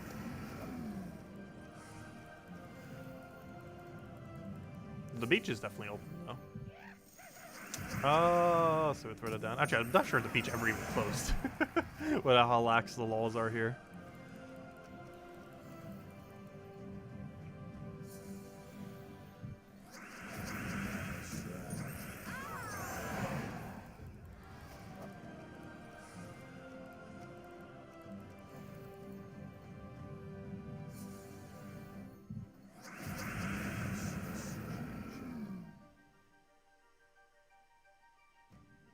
New York style pizza.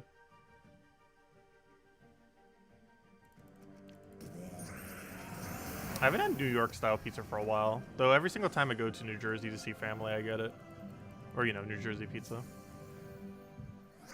You can really taste the difference. I'm not sure what it is about New York, New Jersey. I'm pretty sure there's other states that don't completely mess up pizza, and other areas within states that don't mess up pizza. There's something about those two states just do it better. Not sure how or why.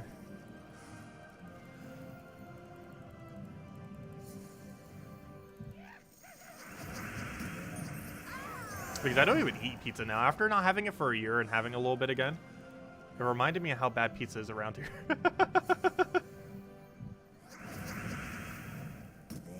You kind of become numb to it after a while. But then you kind of remember, like, oh, this is horrible pizza.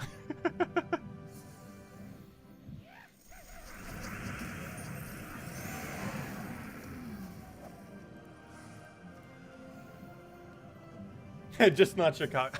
I don't know. That deep pan pizza, I don't get the point. I gave it 2 chances, and they failed twice. I will not give them a 3rd chance. What I need to try doing is order a normal pizza in Chicago and see how different it is. Like, try to find a decent pizza place there and see if their nice standard normal pizza is worthwhile. Not from a big chain, but from like a local kind of thing. A more decent local one. Like, the chain ones are going to probably taste similar awfulness everywhere.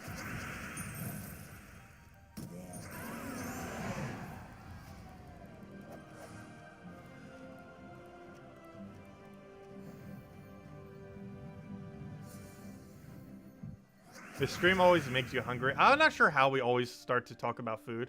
I did not bring it up this time. And most of the time I don't feel like I do.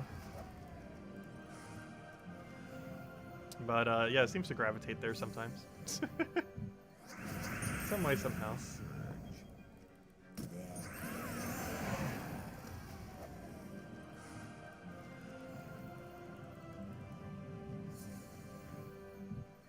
There's no such thing as good Chicago pizza. I don't know, I haven't tested. The only thing I've ever had pizza at that wasn't like a deep pan from there was, I think, like a Domino's. But pretty much just tasted like standard Domino's pizza, like nothing special. Wasn't horrible, wasn't good. It was just what you would expect when you get Domino's. Most chains are rather consistent.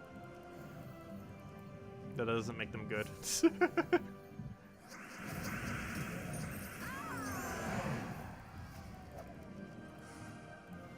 Because that's the only time I ever had normal pizza there in Chicago. But you need to find like a nice local one to really know like what the quality of pizza actually is in the area. One that isn't a massive chain.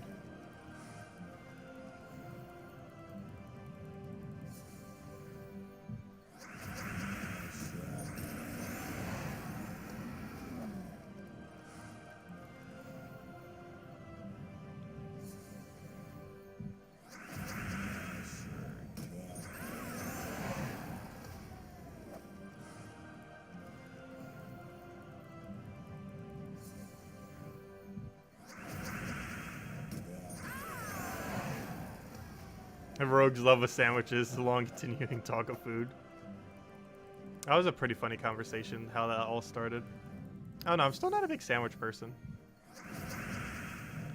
I make really basic sandwiches, which is probably why, though. Like, sandwich is definitely one of those, like, basic foods that I would get. Like, I never do anything elaborate with it. If I'm making a sandwich, I'm normally just making a sandwich for the sake of eating. Not because I'm trying to make something that tastes extremely good. Like, I have some, like, really basic sandwiches, like tuna sandwich, egg salad sandwich, maybe just a few meats, some lettuce, mayo. Like, nothing special. Tacos are better than pizza. That's something I haven't had for a while either. Which I think the last time I had tacos was when we did it for the Taco Bell fast food thingy. There's no good taco place by me that isn't a big chain, which is kind of unfortunate. Every taco place by me is a just a Taco Bell chain or something similar. Like, there's no, like, authentic Mexican restaurant or anything like that. I don't think there is.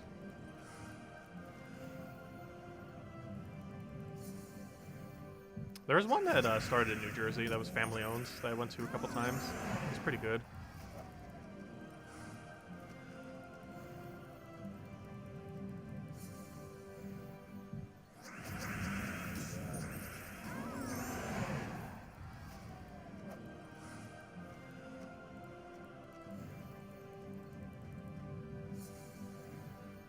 Fried egg on toast. Oh, you know what's fun to do with toast?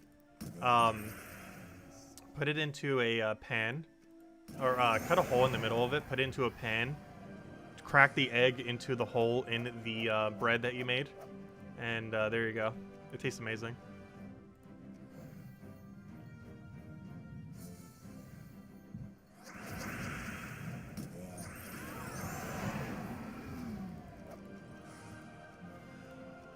And basically the bread is just there to hold it in place.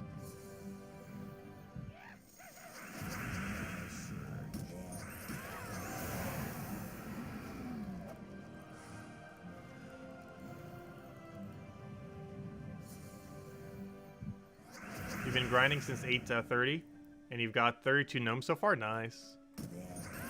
Actually, 32, that seems a little low for that long of a grind. Because we're already at, Oh, I can't see anymore because we have a pet fail. I forgot, I can't check anymore. Like, I was gonna take the pet real quick so I could see what my keys are at.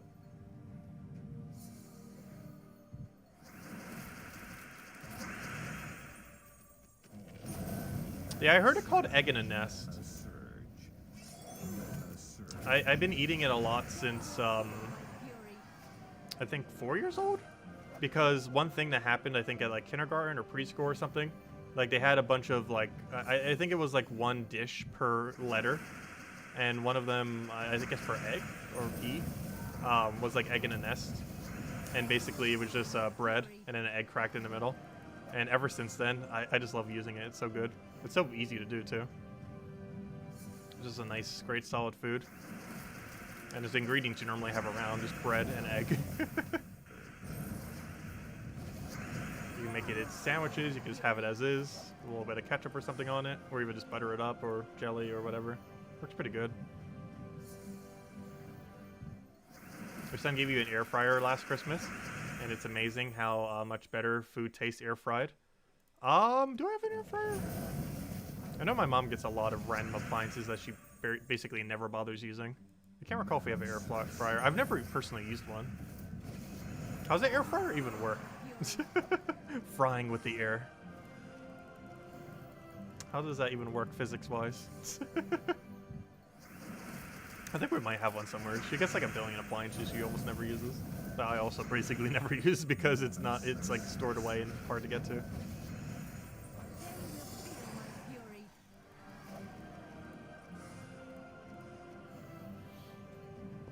It blasts the food with hot air. Interesting. And that's enough to cook stuff? Like, I could see it, like, cooking slightly, but how does it fry just with air? Like, how do you even get air that hot to fry something?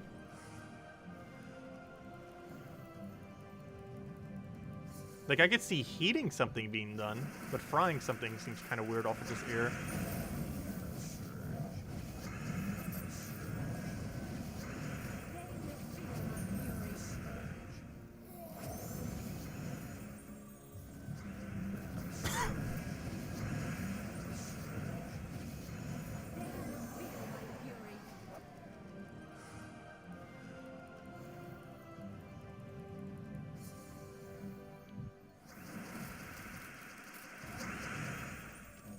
I've been trying to cut back on hot dogs lately.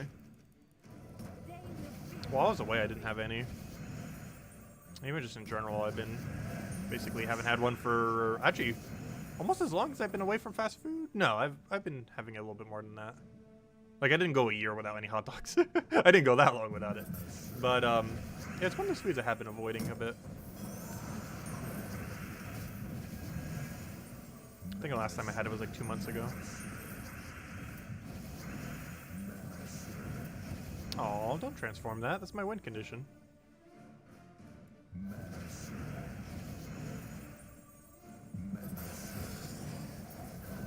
Oh, don't summon. That's my win condition. Battle, would you like to end?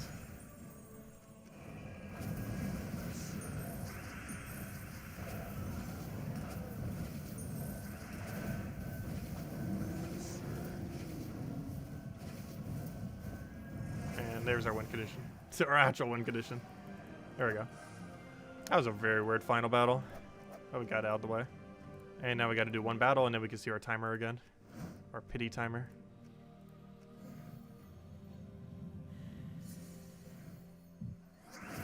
Oh, it's only 2.5 hours. Okay, that makes a bit more sense then. Never mind.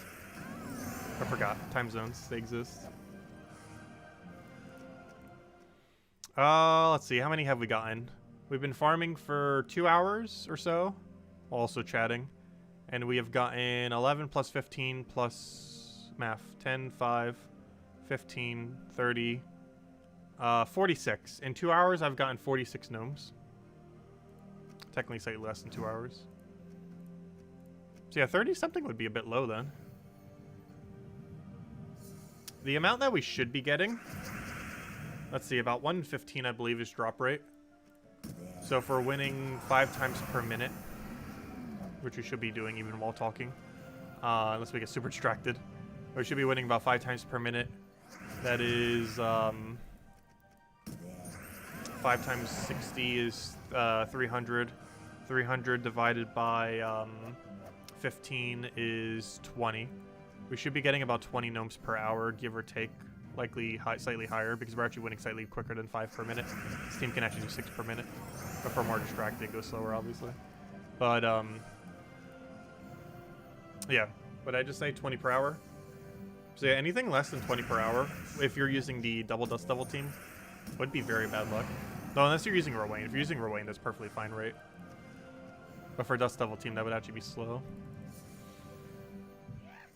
Because we're realistically probably getting closer to 25 gnomes per hour with this team. Which would make sense. Because we're at like 40 something, and we're almost at the 2 hour mark. The high 40 something.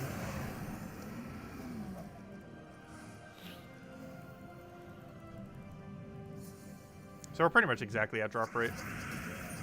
We even have about 1 Volkey per hour. So pretty much everything's exactly at drop rate. We're not getting lucky, we're not getting unlucky. Just a pretty standard Vault event.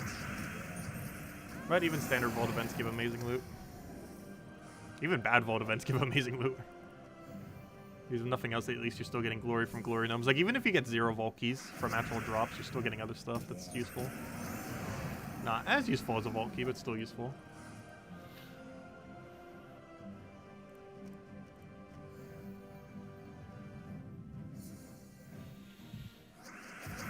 Sweet potato air fries does sound like they'll be pretty good. Because they wouldn't have like that oiliness that would normally happen when you make sweet potatoes.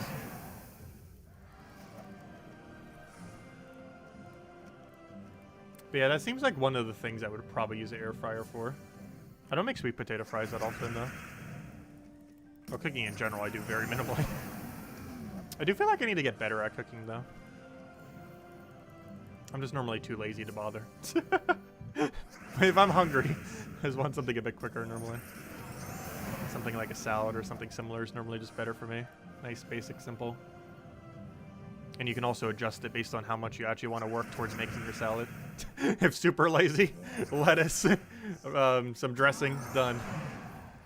Though feeling a little bit more ambitious, can chop up some red onion, croutons, eggs, a few other things. Also, I really like imitation crab in it. Something that's pretty straightforward and still helps give a little bit more protein to it. It makes it so you don't have to do like chicken or something else in it. I actually really like imitation crab. I'm not even sure if it's that healthy or not. But I've always eaten it for such a long time, since I was younger, that I don't know, it's just an ingredient I like using. I'm not even sure if it's that healthy for you, but I like it.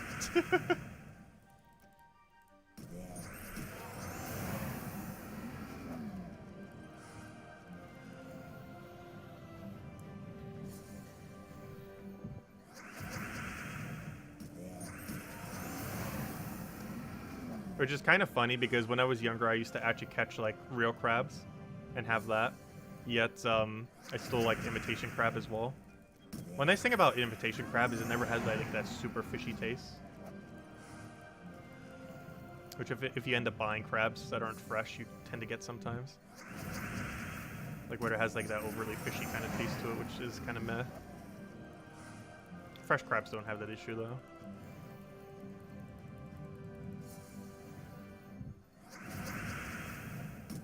But imitation crab never has that issue ever. Since it's not actually a seafood thing.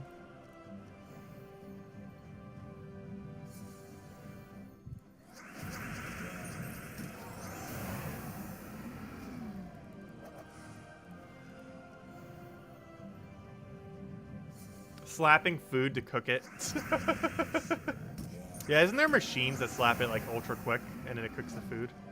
That seems like such a waste of energy though, compared to other methods.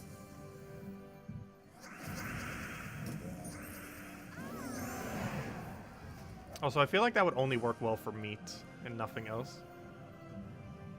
Also, I'd be hesitant to eat slap cooked meat. These are generally like mine more well done. And I'm pretty sure you would take a lot of slapping to get it that far. It'd basically be a flat sheet of meat by the time it would be well done. Though I do prefer thinner meat, because it gets cooked more thoroughly through.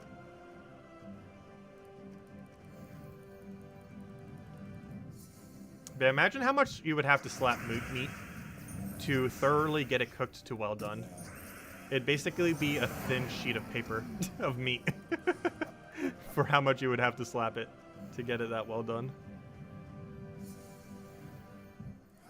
If it's even possible to begin with. It'd also have to be such a rapid pace for such a long duration too. Like probably upwards of an hour.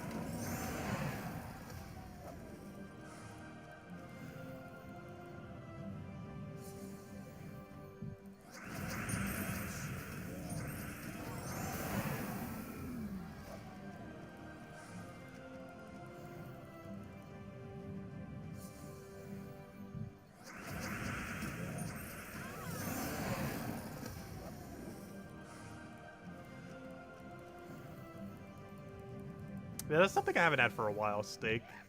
I'm not a big steak person. Meat in general, I try to stay away from when I can. I don't know, I've never been like super huge into steak. There's a really absurdly good steak place by me though. That's ultra expensive, but if I was to ever go, I'd probably go there. New York Prime. I haven't eaten there for like 4 or 5 years. I'm pretty sure it's still open. I highly doubt it's not. The prices have been incrementally going up, but their quality has stayed insanely good. I think it's one of the most expensive places near me. Though there are ways to go a bit cheaper on it.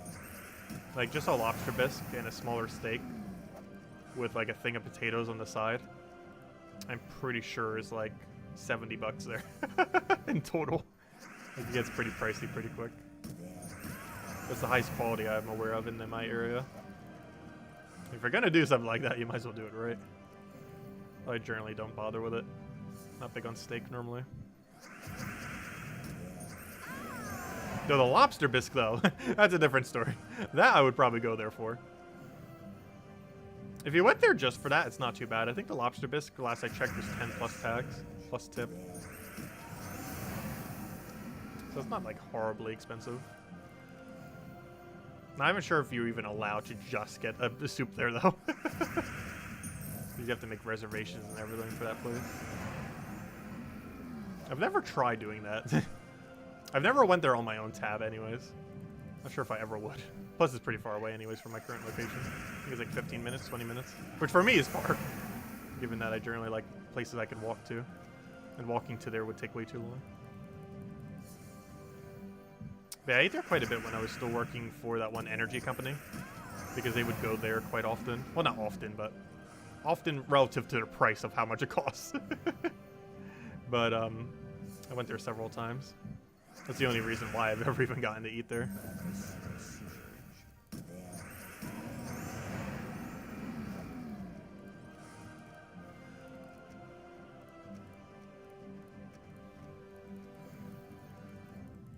Order soup through takeout. I wonder if they do have takeout. I don't feel like they would. But given that it's a pandemic, or, you know, the end of it, or at some point during it, they might have added the capability of doing so. It's definitely more of a sit-in, ultra high-end restaurant kind of experience, though. So I'm not sure they would have had a takeout option.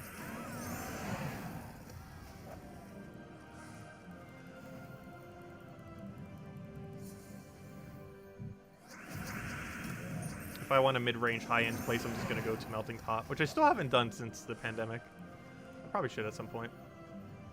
It seems like they raised their prices by a lot, though, which has made me not want to go there.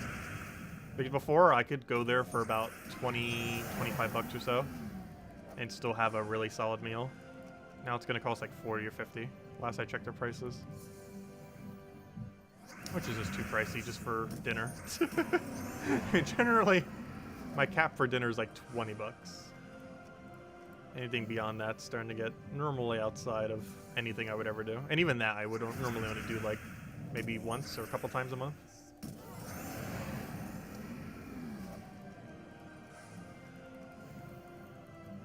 He's obviously much cheaper making stuff at home.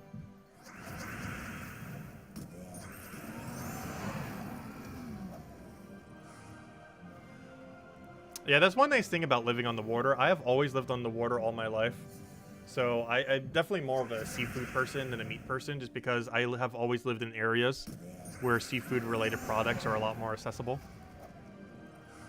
Like scallop, shrimp, crab, lobster, all the things.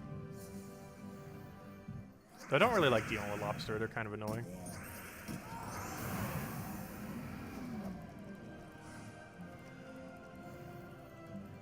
Like, I don't think I've ever actually specifically gotten lobster at a lobster place for almost a decade now.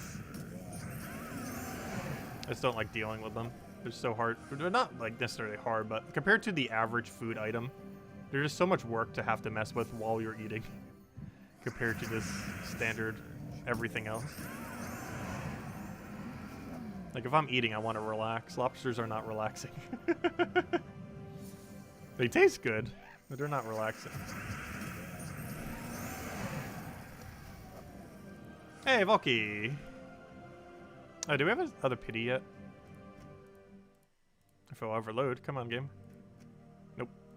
But we got 3-3!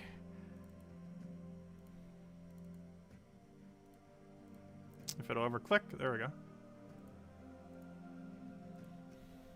And we need 3 more for the next pity. I was gonna say, we should be like right on top of it.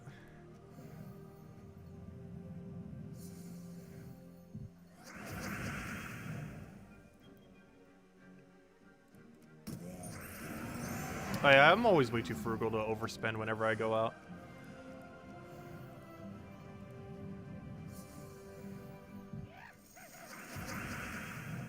Ever so occasionally will I.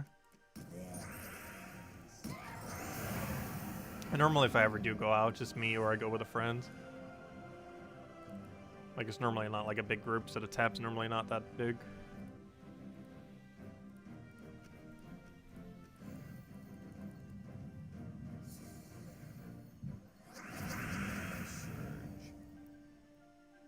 You've been going for 5 hours. You're currently 941. Nice. Got an epic Volky. We're at 540 currently. I mean 430.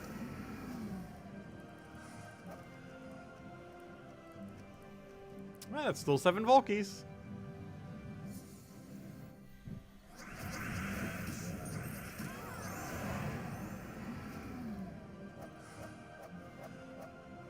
Slapping cook of soup to cook it. You would have to put it in a sealed locked bag thing that wouldn't pop. And even then, that would be extremely inefficient. I'm pretty sure the only reason that even really became a thing was people on YouTube trying to monetize it. Just for the sake of it. It is really impractical. Though I wonder if cavemen ever had a cooking system like that. Though at that point, wouldn't it just be easier to use fire?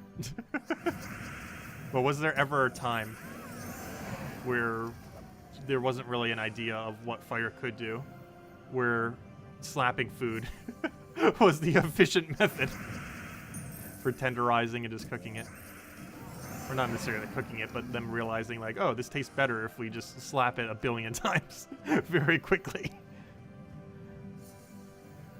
Nothing else that would definitely tenderize it.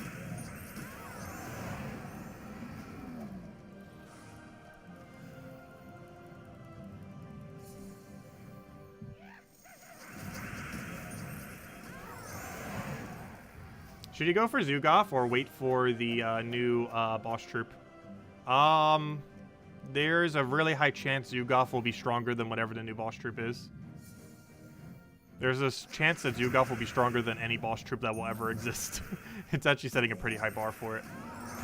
Enraged Karandura set like the lowest bar possible, and Zugov set like the highest bar possible. There's a good chance we might never get a boss troop better than Zugov, because it's just already so strong.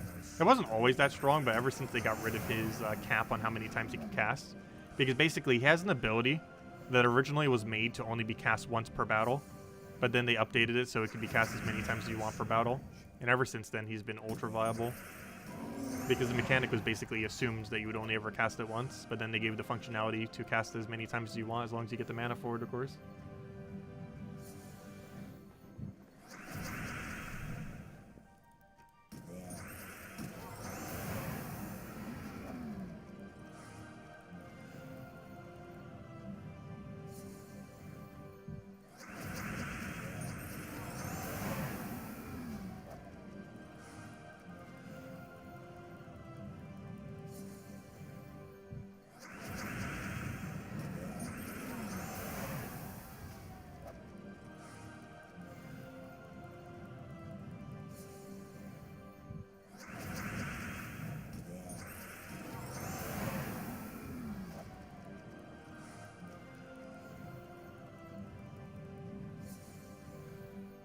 When you said the previous stream, lycanthropy is only a problem in the current campaign.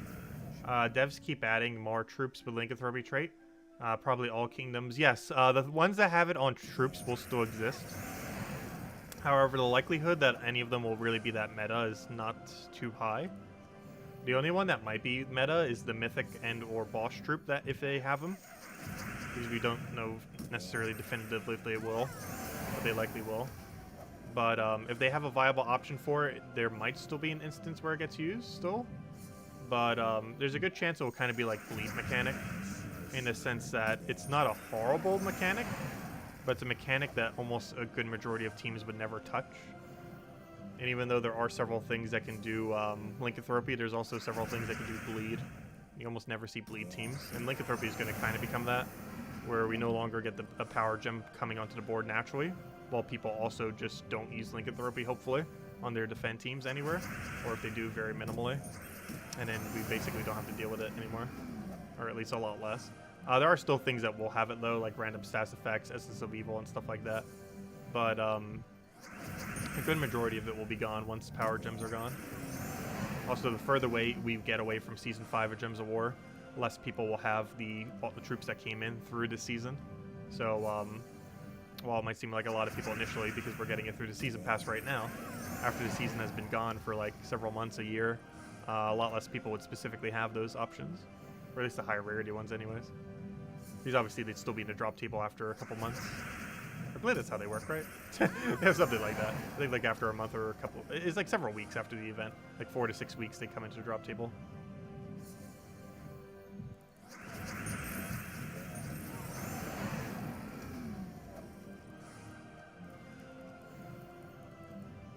Did I miss the Rooster imitation? Oh yeah, we didn't do the Rooster thing. Is anyone using headphones? Because it makes a really loud noise. I'm not sure if I can even do it properly anymore. Because when you have a rooster, you can just imitate its noise over and over again. Because it's one of those animal noises that a human can actually pretty much replicate perfectly. But you need to like hear it over and over again to like be able to mimic it perfectly. And since I haven't heard it for so long. We could try it though. So everyone with headphones will hate me. Should probably drink some water before I do. Oh yeah, the mythic converts all green to lycanthropy. I forget if the boss troop does. Let's see, can we do Rooster? I'm probably gonna do this so horribly.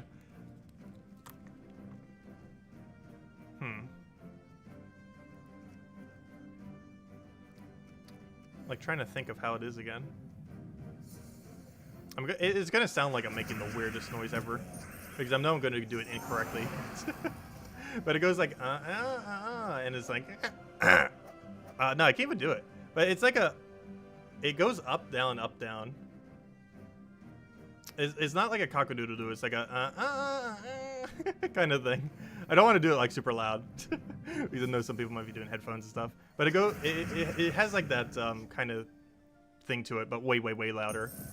I don't even think I can do it with my throat these days. When I was younger, it was a lot easier too. I think I got too low of a voice to even do it properly. It's a really high-pitched thing too.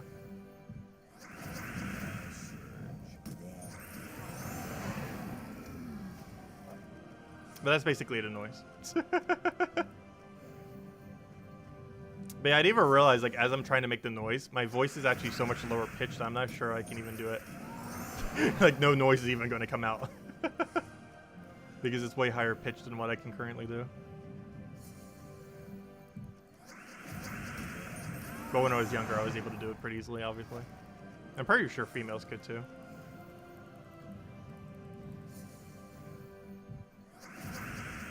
I don't think she's home right now. I'm not sure what she's doing. I think she's watching her dog. She has a dog that's basically hers that stays kind of at a different house of one of her friends. But she brings it back to the house occasionally, which I hate. Because I'm not a dog person. But plus the dog hates me. The dog knows I hate it. And it hates me back. But what was I mentioning? But I don't know, where was this tangent going? I'm not sure where that tangent was going.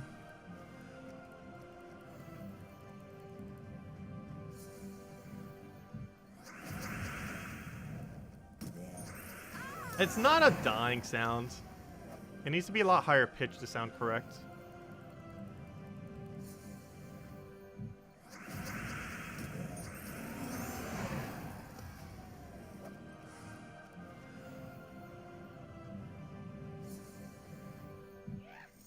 There's just no, like, low-sounding rooster. It's not a thing.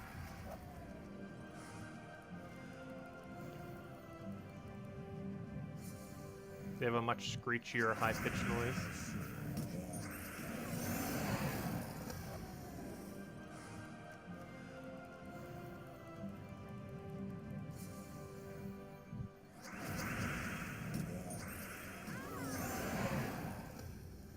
How about an attempt every vault key? No. I can't do it. I definitely can't. That's like me attempting it. My voice has gotten so much lower pitched that I actually can't do it anymore.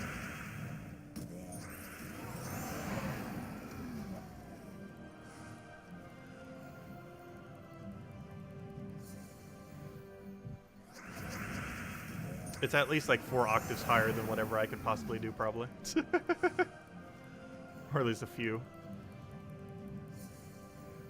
Like if I try making a noise, literally no noise will come out. Because I'm incapable of making the pitch. To make it correct.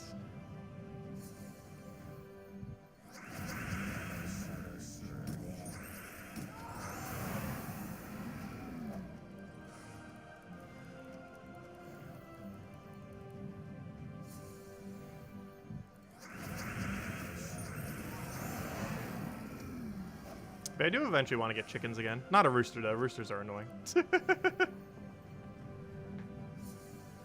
definitely need to get some chickens.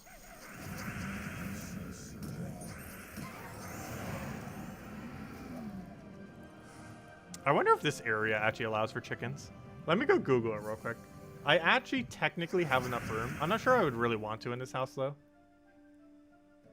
But we're currently not using the backyard for much. There'd be enough room to put a coop there. Not sure I would want to, especially with hurricanes and everything. Like, it would take one hurricane, they'd probably all be dead. Which would not be ideal.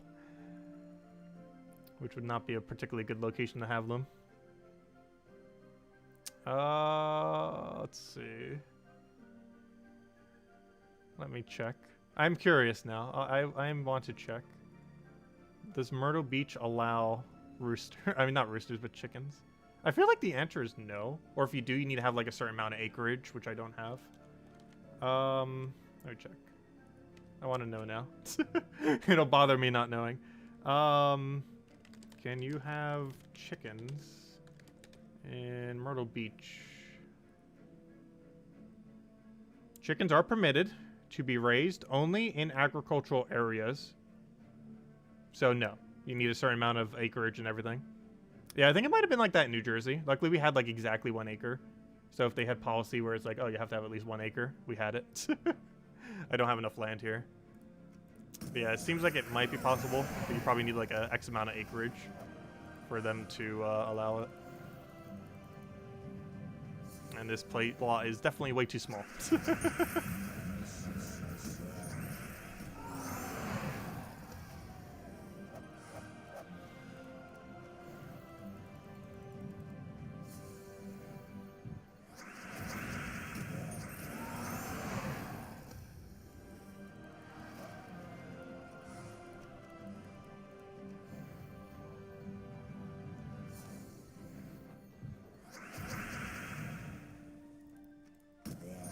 But yeah, the people I actually got the chickens from when I was younger, they had like 25 acres. Only about a few of it was actually usable. Well, quite a bit of the rest of it was just forest. But pretty sure they had 20-something acres. It was really long. Like they had a really thin property, but it went back like from road to road. Like it went like into a gigantic forest, just kept going. But I think only like a few acres was actually usable. They had a lot of different bird-like animals there. I don't think they did anything but birds.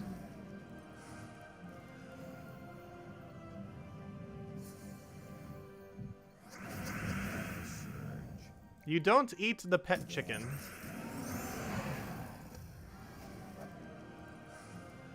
You wouldn't eat your dog when it dies. You don't eat the chickens.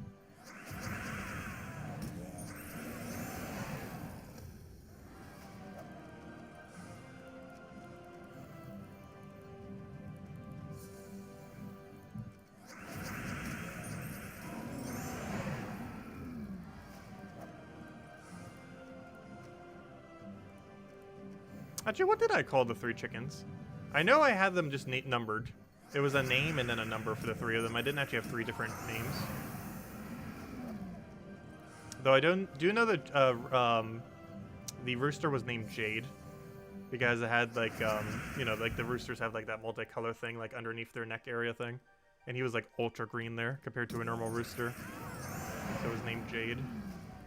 I forgot what the other 3 chickens were names. But it was a name and then 1, 2, and 3 for them. They didn't all have an individual name. They were just kind of numbered. Easy to keep track of them that way.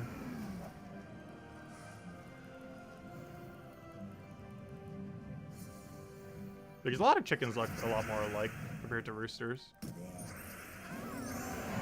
Because roosters have a little bit more diverse plumage, whereas most chickens kind of look pretty similar. Like, if you had 5 roosters, you could probably tell them apart. If you had 5 chickens, like, 3 of them might look exactly the same.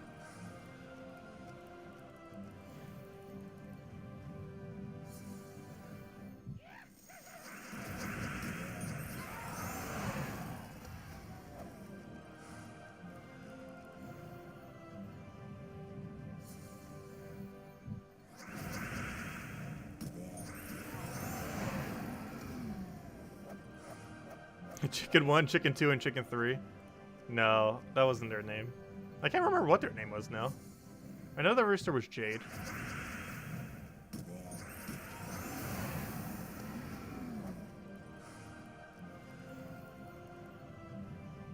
Well, let's say like the roosters were, I mean the chickens were named Jade. There was like Jade 1, Jade 2, Jade 3. I can't remember what their name was though. But it was just a word and then a number. And it was easy to keep track of them that way. So you know which one's Chicken 1, Chicken 2, and Chicken 3.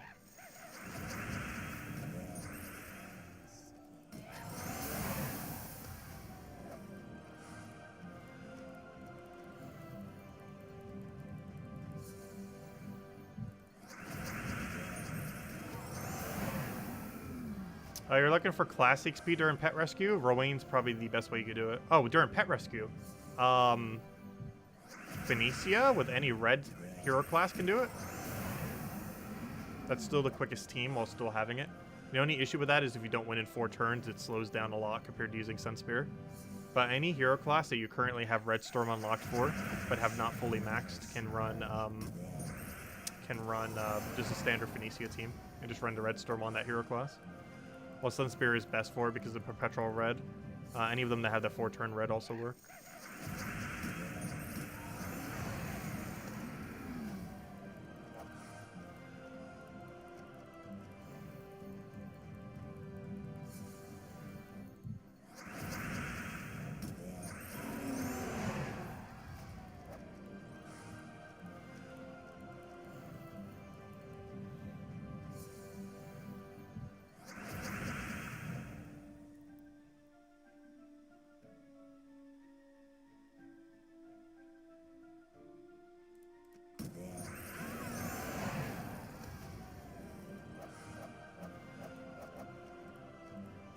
Yeah, Steam still does have that pretty nice double storm.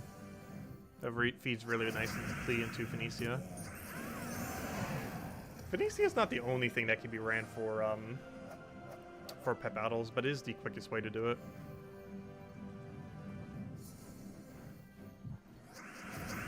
Because some people do try speed running it just for the fun of it. And I'm pretty sure like the top 5, 10 speed runs for pet battles are all Phoenicia. This is standard Phoenicia build. It's just that quick.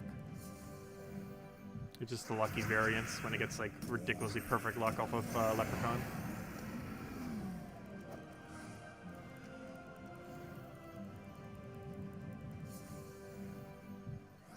Yes, it does still count even though it's not a firestorm. Multicolor storms still count as a single color storm for effects. So if a storm only works, or if an ability only works on one specific color storm, a dual color storm still works properly for that condition. So even though it's a 2-color storm and something might have a 1-color condition, it still individually counts as both of those 2 individual conditions. So a red-yellow storm is both a red storm and a yellow storm. So if something has something that only works on yellow storm, it'll work, and if something has something that will only work on red storm, it'll still work. It takes both into account. Which could potentially give them some value in some instances into the future, but not enough characters have a mechanic that work like that for it to really work. And I think we only have like, what, 3 dual color storms? 4? That's not that many. There's like, what, 30-something combinations or something even higher?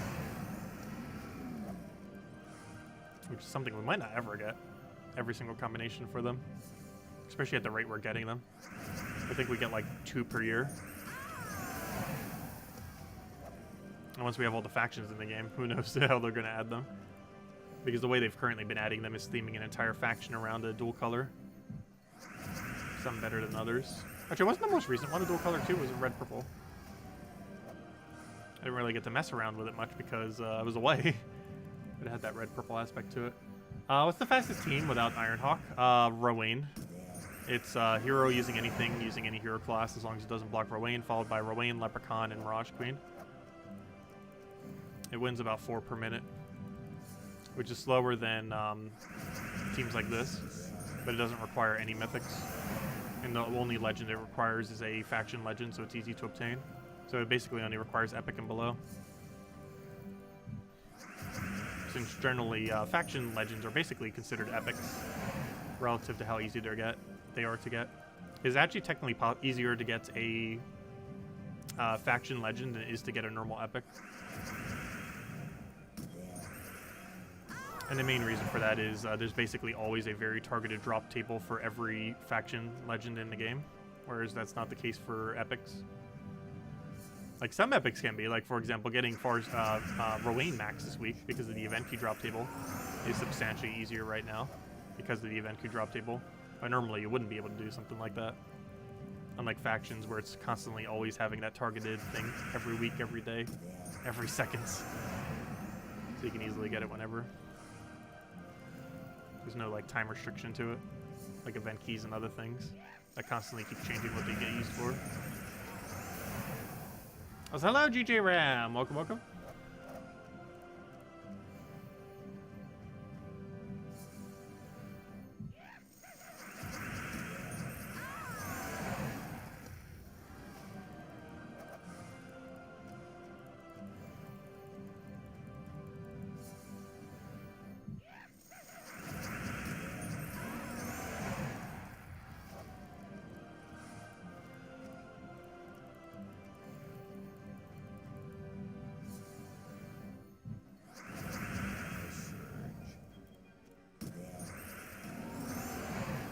How's the vacation? It went pretty well.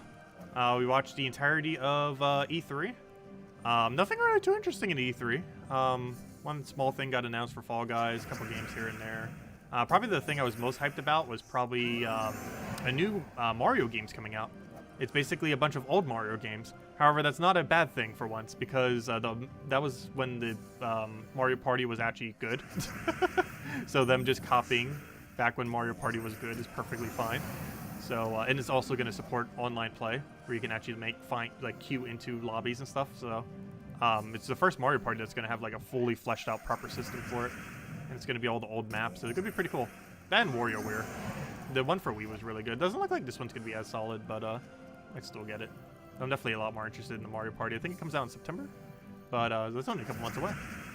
But aside from that, we did that. Watched quite a few series. We watched Taskmaster, which is some British show where they do a bunch of tasks. I think we saw season 8, season 9, I can't remember. One or the other. I've seen some of that. It's unfortunately not localized in the United States. So you have to use a VPN or pirate it or any other number of methods. Because it's not actually available in the United States, oddly enough. But it's a really good show. Where they basically just do a bunch of tasks and everything. And then there's a winner at the end, 5 of them competing. But anyways, aside from that, did a bunch of gaming, obviously. We went out to eat quite a bit. We did an escape room, which was pretty fun. So far, the only 2 escape rooms I've ever done were with them. But it was basically like an arcade thing, where some guy inside like basically time traveled himself accidentally to the past. And we got him back to the future, or to the present, I should say. It was a pretty cool escape room. And we got it done in time. I think we had like 8 minutes left. Only used, I think, 3 hints. I think we had like 5 hints available. Aside from that, what else did I do? Oh, I got to see Defiance. Defiant, who's in chat here and there. I don't think he's here right now, but I got to see him, his wife, his kids. We went out to Red Lobster, it was nice. First time I had Red Lobster in like 5 years, was really good. Aside from that, also they had a nice dog too. The people I stayed with have really like aggressive dogs. It was nice to see a calm, normal dog for once. What else? Oh yeah, Mythic Quest. Saw the whole thing of Season 1 for that. That's pretty nice. Basically, it's a fake game dev, or a fictional game dev thing, where basically this company makes the best MMO that has ever existed, and it's basically a kind of series is kind of going over that, and all the things that go wrong, and the backstory to it, and a bunch of other things. It was pretty cool, actually. It's kind of funny because they have a lot of animations that they seem to make just for the game itself, or not for the game itself. Like, it's a game that doesn't exist, but they have to make like a bunch of animations because the game doesn't exist. Which is kind of funny. Because they basically have to not make a fake game, but make the animations for the fake game. For whenever they have a cutscene that uses it or anything like that. It was a pretty cool series. I think that was most everything. The rest of the time was kind of just gaming and chilling and other stuff.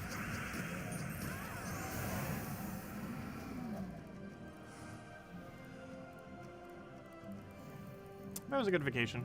A lot of fun.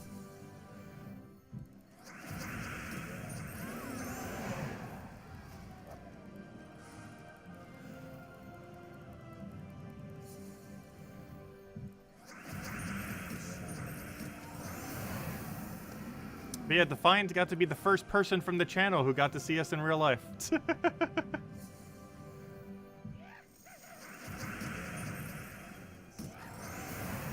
Because I generally don't travel too much. So normally not many opportunities to. Plus I don't go to conventions or anything like that.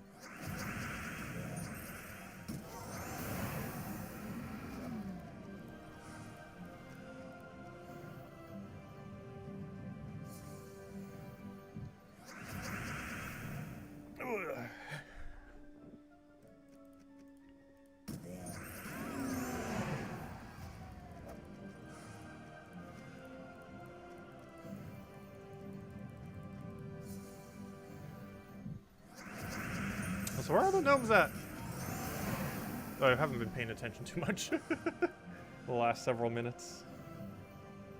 They're currently farming Adana with Rowain team for farming. Do be careful, that place does have spell reduction, but if you do it on a low enough difficulty, they don't have spell reduction yet. But if you are going to be doing it on a higher difficulty, get slightly more gold and everything. Because she can normally kill up to explore 2, 3, 4, or 5, depending on your stats. But once you get to the higher one, Adana is a little bit of a bad location due to the spell reduction that exists there. So do be wary of that. Though if you're doing it on like Explore 1 or before the traits are active, it works. I forget when those traits are active. I know Explore 1 doesn't have them though. I forget if Explore 2 or 3 does. I think Explore 3 does. Explore 2, I'm not sure. Because generally when you use Rowain team, you don't actually do it on Explore 1. You can if you wanted to, but you normally go a little bit higher, because Rowain can normally kill at a little bit of a higher range. Whereas this team can only kill at Explore 1, which is why we run Explore 1. However, this team could kill on Explore 2, would be running Explore 2 instead. But it can't. But Rowain can. Because even though Rowain is slightly slower, it does do more damage. Substantially more damage. Because we're only doing 25 to everything, which is technically 100 damage. Rowain does way more than that normally. Like I think a Rowain almost hits 200. Actually, I might hit over 200. How much do we have? We're not using armor right now either. Let's see. Yes, our Rowain is over 200. It almost hits 300 actually if we had all the armor on it. That's quite a bit of a difference compared to what is basically a cap of 100 damage. Also, this doesn't even do the full 100 because it can only do a max of 25 to each, whereas Rowain can concentrate the damage. So if she only does like 50 damage to one, like let's say she has like 250 damage, and she does 50 damage to one and that kills it, it would still allow her to use the other 200 damage across the other 3. Like it's not like an AoE. The big issue with AoE damage compared to split, and particularly when farming, is the max you can do is whatever that AoE damage is, in this case 25 to each enemy. Whereas Rowain, if she had 200 damage and one of them had like 10 durability, let's say, you could still do the other 240 on the rest of them. So you could still concentrate the damage, and it uses all of it. Whereas a lot of the damage when you're using an AoE gets wasted, because if you're already overkilling something, that damage then doesn't go onto a different enemy. It simply just gets wasted. Whereas with split damage, it doesn't get wasted. So whatever her damage is the total amount she gets to do. Not counting spell reduction or anything. Yes, doing this can actually give about 1 Celestial per hour. That tends to be about the Celestial rate when running Explore. I think we might have already gotten a few this hour, or during this stream. But generally you get about 1 per hour by doing stuff like this. Explore 12 can technically do a little bit better than 1 per hour, though you're also winning a bit slower in Explore 12. What warband should you get first? I personally feel like the Undead one is the best, the Vampire one. I think it's some kind of red-purple banner. I forget what the minus is on it. But last I recall, that was the most useful one. It was pretty much the only really useful one, too. The other ones are so ridiculously situational.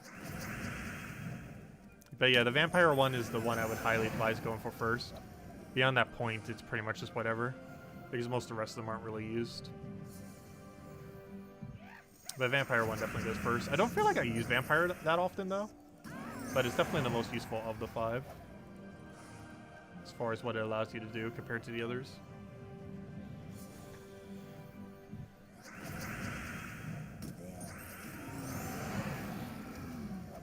Anyways, does anyone else have any other questions? Otherwise, I think we might start wrapping up soon. All the food talk from earlier is starting to get me hungry. It definitely got me a little hungry. Though it doesn't help that it's almost 3 p.m. and I haven't ate anything yet today, too. That could also cause hunger. So if anyone else has any other questions, let me know. Otherwise, I think we'll start calling a wrap. And then tonight we'll be back in 5 hours. Same time we do every night, 8 p.m. Eastern Standard Time. No midday stream tomorrow or Sunday.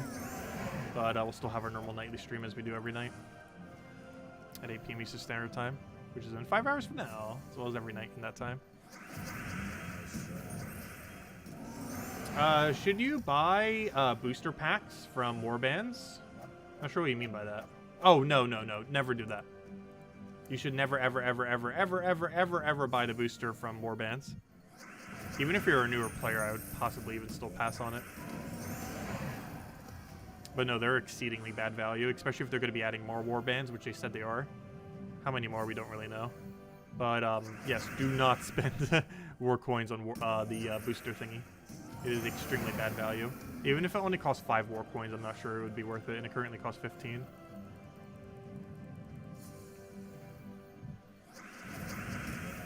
But yeah, it is exceedingly bad value. Do not do that.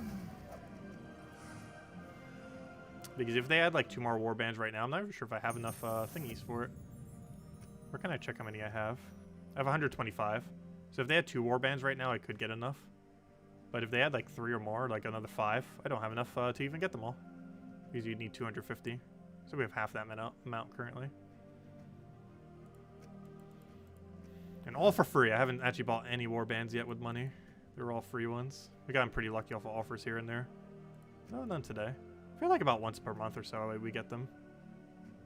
Sometimes a little bit more if we get lucky. So far, only Adventure Board has had it once, though.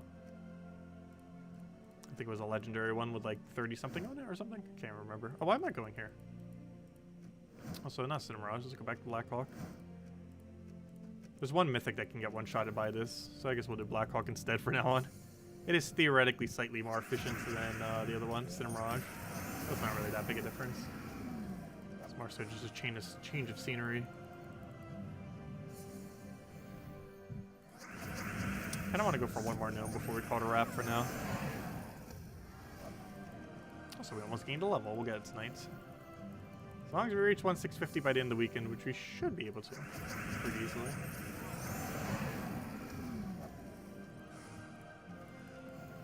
Come on, where's the final gnome at? I know you're out there. Stop hiding. But yeah, I can't believe that new patch that's coming next patch then. If they're actually going to make it so there's a mechanic where for 15 minutes straight, every single battle's a gnome, that's going to be so insanely good. The bigger issue is, though, how hard is it going to be to get these 4 components to do that? And will they just straight up sell it as well? Like, make it artificially hard. And then be like, oh, if you want this active, $10. Or something like that. Even $5 almost seems too much for it. If it's only 15 minutes. But that's still going to be pretty insane. Yeah, someone mentioned at the beginning of the stream. And I believe that is the case. I didn't bother checking anyone yet with the who have access to the thing, to the beta. I didn't bother signing up for it this time because I was on vacation for a lot of it, where they were already testing, I'm pretty sure. Am I ignoring Isabel? I'm not ignoring Isabel. I'm not ignoring Isabel. I'm not mad at... Wait, what did I ignore from Isabel? I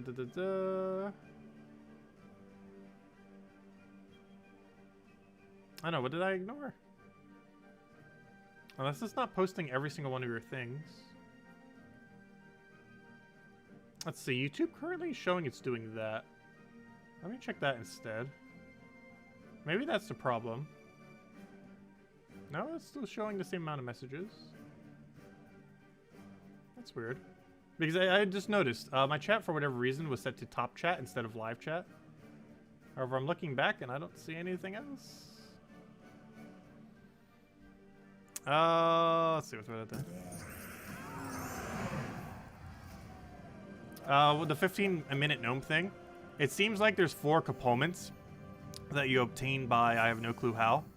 And if you obtain all 4 of those components from these new gnomes that are going to be added to the game, it will then give you something that is either, I'm not sure if you use it or if it's automatically activated, but for 15 minutes, it allows every battle to be a gnome. If that's the case, how many could you do? If we could do 5 wins per minute, oh, let's say 6 wins per minute. Let's say we're going to focus perfectly for 15 minutes straight. What's 6 times 15? That's 75. 75 gnomes in 15 minutes. To put that into perspective, we've been streaming for 3 hours or so. We still have not hit 75 gnomes. That means with that mechanic, you'd be able to hit it in 15 minutes. One caveat to that, though, is you'd probably, oddly enough, ironically, want to save them for... oh, yeah, it is 90, isn't it? I bet. That's even higher. But rather ironically, you'd probably want to save them for Vault Event if they don't activate immediately. If it's a resource that you can save, kind of like a pet bait.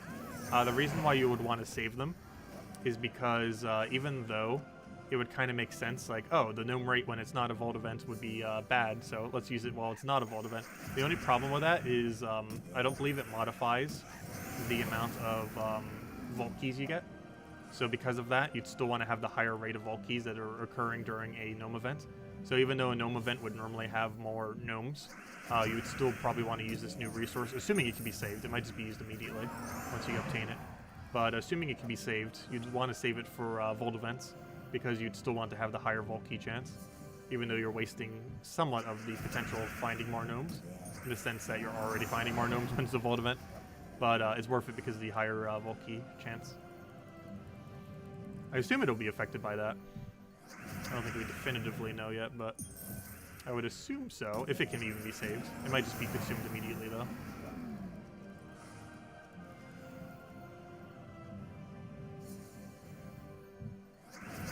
Yeah, I saw your chicken jokes. I just didn't comment on the chicken jokes. I did see the chicken jokes.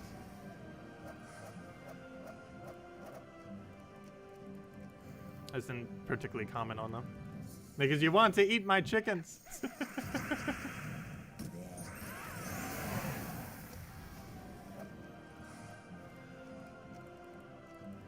But no, I didn't read it. I don't always say out everything I read in chat.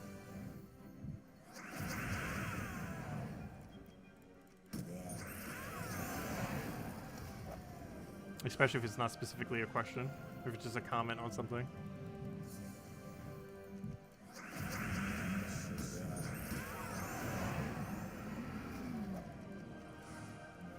So where are all those gnomes at? Did we get a gnome I wasn't paying attention? Possibly. Come on, one more gnome.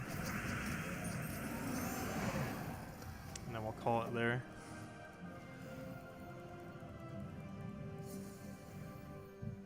I don't ever want to drop, gosh. It's like 1 in 15, where are they at? Definitely gone through more than 15.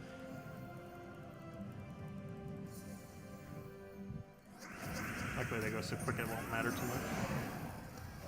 Realistically, it takes 3 minutes with how quick this team goes to find a gnome. At least during a Vault event anyways. Is the gnome information available online? What, the spoilers? Yes, I believe there's a post on it on the forum that I didn't bother reading yet. Someone mentioned it in chat though on stream. I believe there's a forum post that kind of has it documented.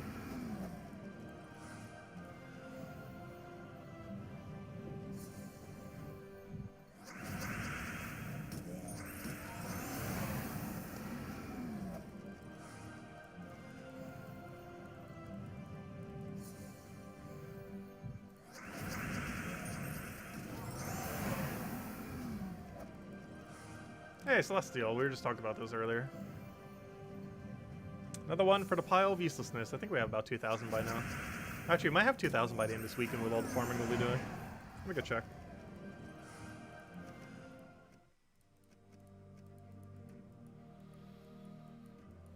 Yes. I'm not sure. Yeah, we might not have it this weekend. We'd have to get 77 Celestials this weekend. That's pretty unlikely. Because on average, we're going to get like 1 or 2 per hour or so.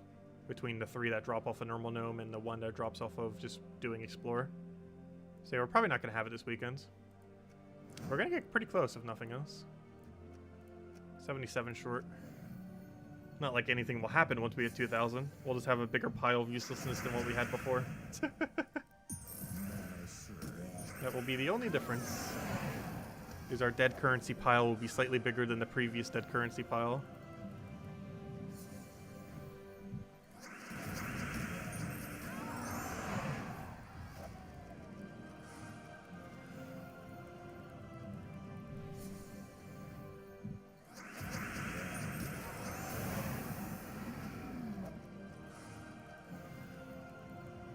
If anyone else with any other questions, let me know. Otherwise, whenever we find this one elusive gnome that just does not want to drop, call it a stream. I have a feeling he's an epic Volkey, which is why we're going for him.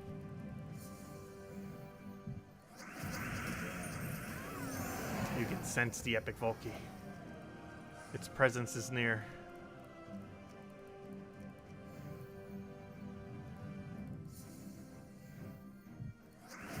If we could ever find it. Hopefully it's at least 1,000 glory gnome.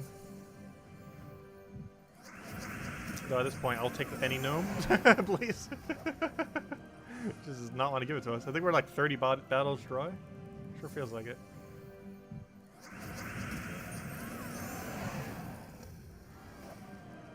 We're almost gonna have that level at this rate, gosh.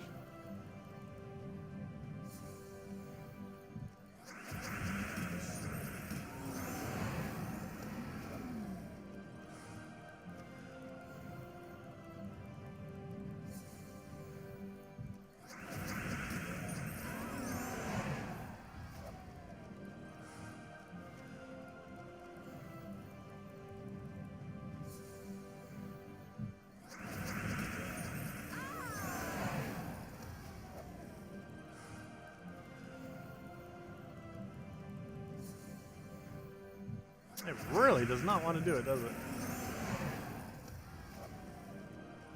There's a small chance we will gain a level before we find another gnome, which would be very sad if that happens. That'd be an ultra dry gnome.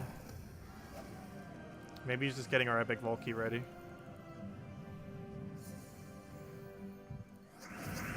He has to prep it.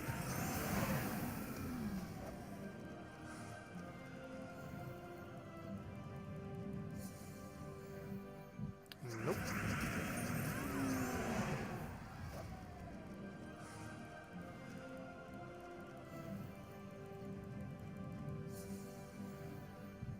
Gnomes, where are you? I know you're in there. What a random dry streak.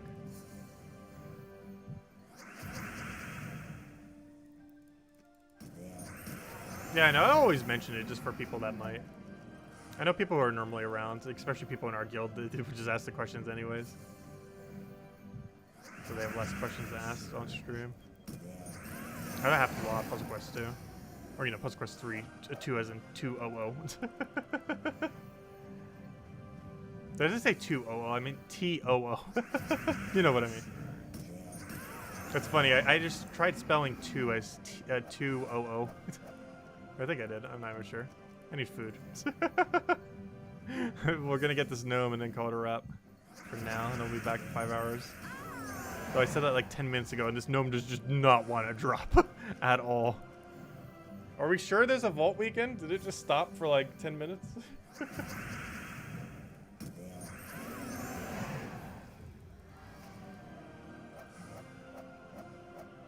Oh, that's why you make so many jokes. Oh, okay. All good. There we go, finally. Okay, worst comes to worst, hopefully it'll give us 1,000 glory. Please give me the epic Volkey. Worst possible drop, but it's a glory gnome, so it's not as bad. It's not the worst possible gnome drop, just the worst possible fur drop. Oh, we got 5 pity if nothing else. Oh, we actually skipped over a pity number. And let's double check our total amount of keys. We started with 263, I believe it was. And we currently have 4, which means we have kept track of them correctly. Okay, so that means we've gotten 9 vault keys so far. Basically double the money offer. Take that. That's we've probably almost got that many gems. Well, maybe not that many. We didn't get 500 gems within that time, but I think we've gotten like 50 gems within that from the normal 5 and 20 gem drops off a gnome. But there we go. Anyways, guys, that'll wrap it up for now. We will be back tonight, same time as always, 8 p.m. Eastern Standard Time, 5 hours from now, as we do every single night. Game plan this whole weekend is basically farm gnomes like crazy. That's pretty much the full plan. Open up the bigger orb, hopefully get luckier tonight, and this Sunday we'll go open every single vault key we get. Actually, mind to open down to 250 like we did last time. So all the vault keys that we got up until that point. So not just the ones that we get from this entire vault event, but also the 13 that we had prior, going down to 250 or so. Which 250 is a pretty solid amount to keep on to. I don't really feel like we need more than that. But that's pretty much the game plan then. And then on Sunday we'll open all the keys. And then up until then we'll just grind a bunch. And definitely highly advised to do so if you have the time. Great time to be farming within the game. And basically every hour you spend is like $5 to $10 of hour, 5 to 10 hours of value otherwise. So great time to be farming within the game. And generally the best way to do it is quick kill explore or with either Rowain team or the dust level team we've been using. And alternatively you can also quick kill XP if you really want to. But normally it's quicker just do an explore. However, PvP does have the benefit of giving you pet gnomes. So if you don't currently have a pet active, good idea to maybe do a little bit of that so you can get a pet active and then everyone in your guild gets a pet. And hope it's one your guild actually needs. Or if you need most of the pets upgrade, if not all of them, then it's definitely going to be one you need. But anyways, guys, I'll catch you guys later. Thank you so much for stopping by. And I'll catch you guys soon. Goodbye, everyone, and best of luck with the vault.